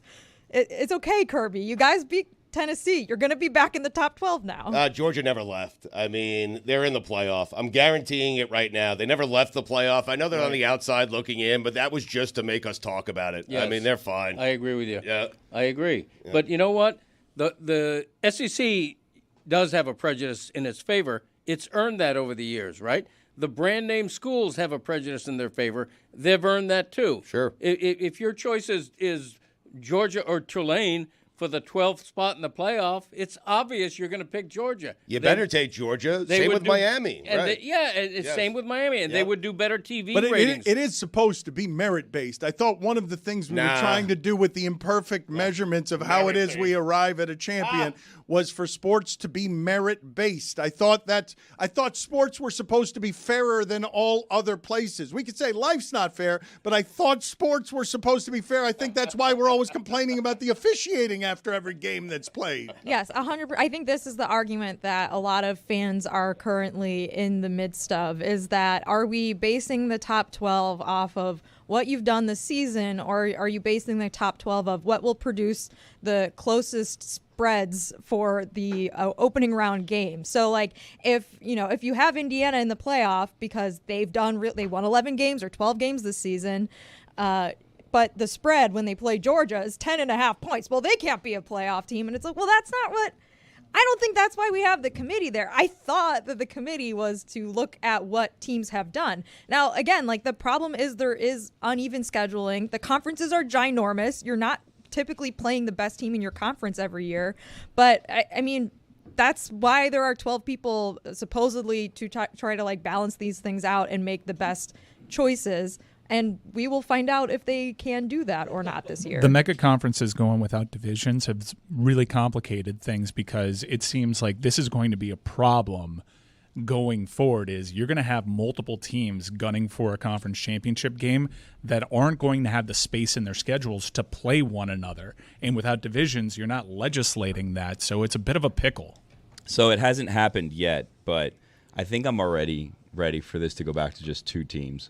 Like, just tell us the 2 teams that are playing for the national championship. Bring back the computers. Bring back the computers. Let's have 2 teams, and then we only have maybe 2-3 teams upset about not making it to the championship, not 56 different fan bases thinking that they deserve to be in the top 12. There's not there really isn't a lot like this where in boxing, gymnastics, the voting is subjective. It's not quite as clean as the scoreboard is the fact teller. And so this one is just going to be an eternal anger among sports fans that people who want it to be fair and merit-based are always going to lose to, hey, it's a made-for-TV entertainment thing. Like, it's made to make the customer happy.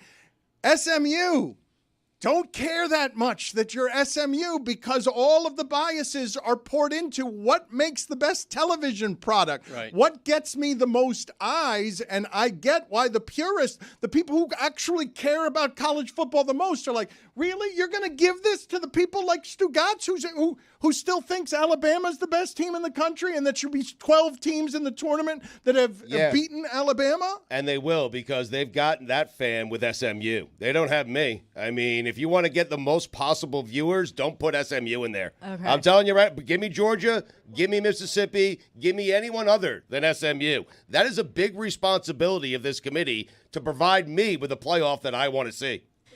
Well, if you watch an SMU game, you'd probably be like, "Oh, this offense is pretty exciting to watch. Quarterback's pretty fun." Yeah. But anyways, SMU. My thing about college football is that there's 134 teams in FBS. 128 of them, say, give or take a few, realistically probably can't win a national championship. And we put especially with the expanded playoff, we are putting so much emphasis on postseason and the national championship. And as a college football fan, for my whole life, the best thing about college football has not been who's going to win the national championship at the end of the year. The best thing about college football is the rivalries, is tailgating, is watching, players on your team get better over a season, watching, games with your friends. Like, it's all of the things that make college football separate and distinct from the NFL, where the purpose of the NFL season is who's going to win the Super Bowl. It is the biggest TV event in the world. That is not for my life been, and my team's been in the playoff twice and has been in a national championship and in will the be last in again 10 this year. years.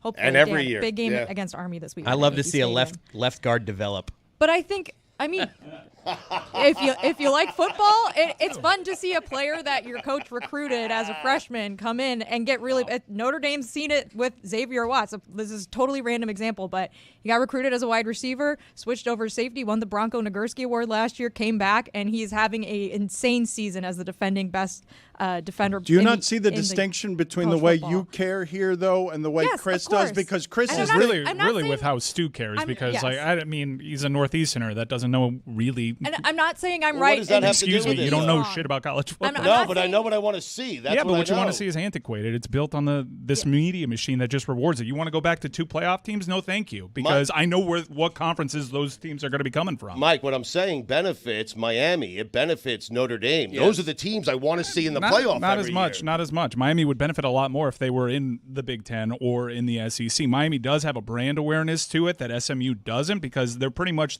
the same team this year.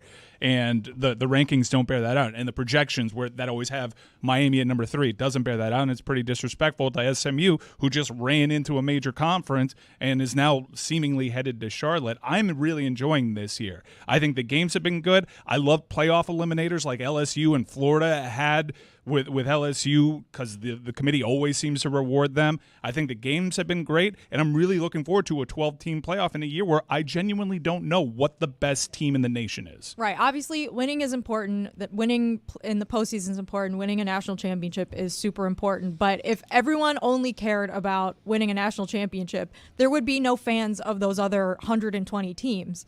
And those people exist. They appreciate and enjoy the sport. And so the hyper emphasis on just who is favored to win in round 1 of the college football playoff, I think, has taken away a little bit from how fun and exciting the regular season matchups between those other teams are. Now, I think it's great that we're paying more attention to the G5 schools like Tulane and Navy this past weekend, because that was a American Conference championship decider, and Tulane smoked Navy like 35-0, and Navy's quarterback got hurt.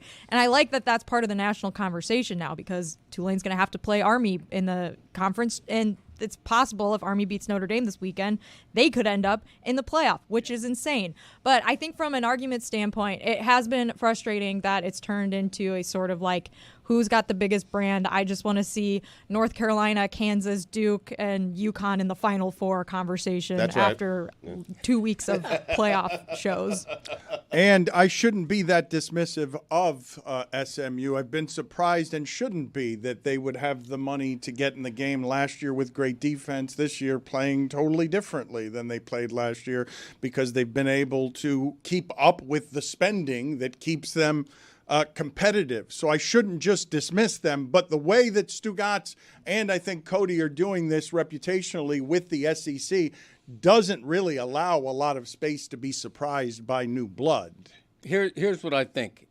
I love the college football playoff at 12 teams. Love it, love it, love it. And the main reason is that fundamentally I agree with Stugotz. I want the brand names. I want the legacy schools, the Alabamas, the Miamis. But I also want the alternative. I want the Indianas. I want the BYUs, the teams that would have no chance if this were still a Chris Final Cody Four. just threw his hands up in the air and screamed, "What is happening?" I mean, so you want everyone in, but so he it should be gets more than that. 12. But he does get it with the 12 teams. No, here's what I want. Okay, if it's an NCAA Final Four, I want the 3 great schools, okay? I want the Duke and the North Carolina, but I also want a Cinderella in there. Right, like okay? Army. Yes. And in my Final 12, in the CFP, I want all the big legacy brand name schools that are going to get the TV ratings, but I also want the 2 or 3 Cinderellas, the Indianas, the BYUs. It's the perfect blend. And the fact that we're debating all this is wonderful for college football. You should be on the committee. I should be on the committee. Yeah, I think the other thing about Indiana specifically is that if you're going to, take points away from them because their schedule wasn't very difficult. Well, they did play the defending national champions, and they beat them, and it's not their fault that Michigan sucks this year and doesn't have a quarterback. I know, but Jess, their And strength of FIU. schedule is 106th All right, in the country. We'll see in the next couple of weeks. Yeah, just we'll see put this that week point for them. aside. They're on paper, their schedule looked more difficult before the season started, but you can only play the games on your schedule. They still have their hardest game of the season this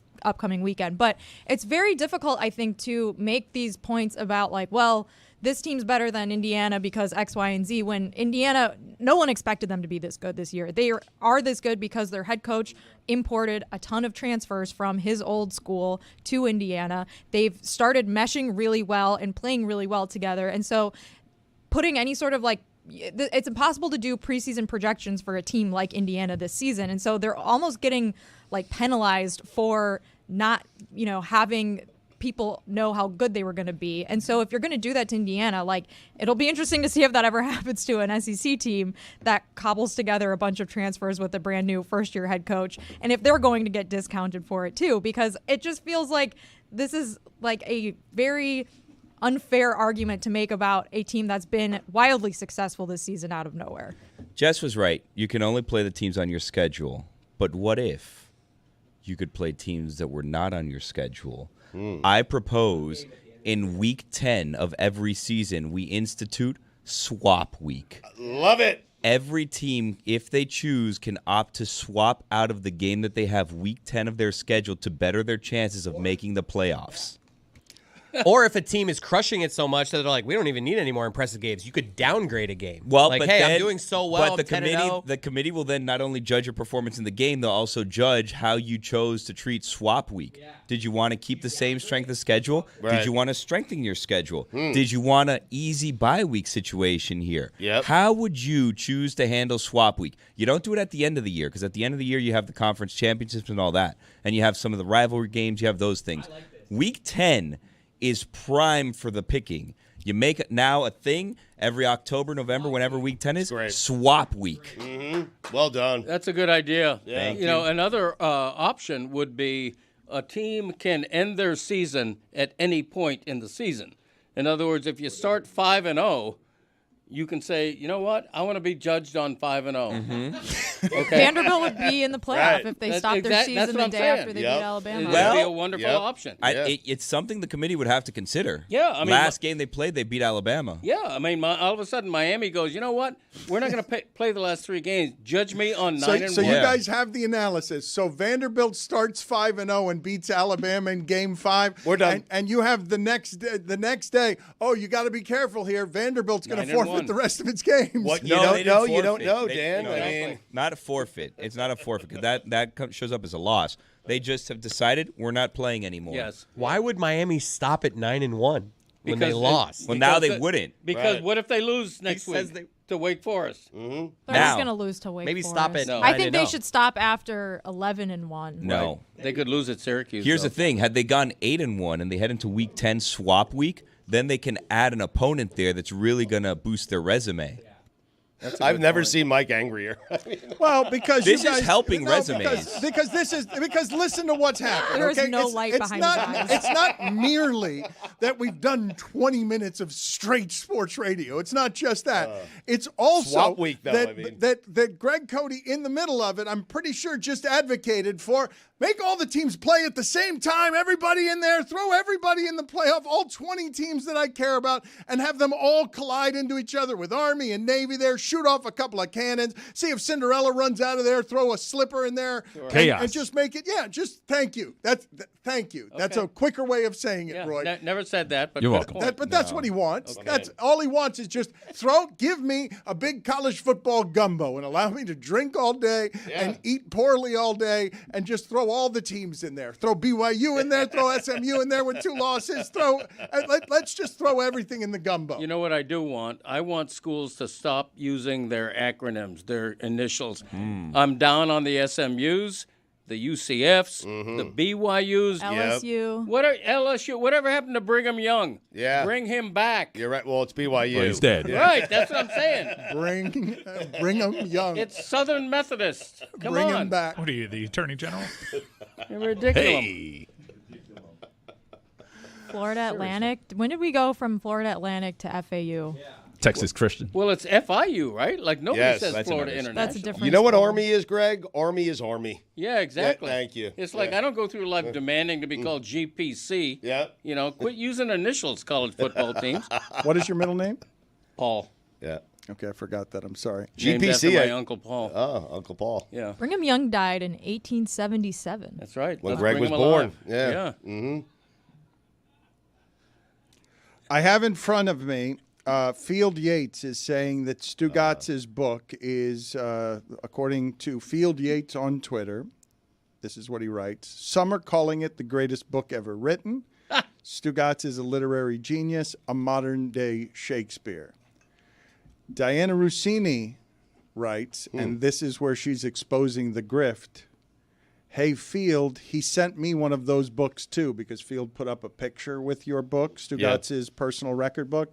He sent me one, too. When I opened the note, I thought it would be a personalized letter thanking us for all the years of support and love.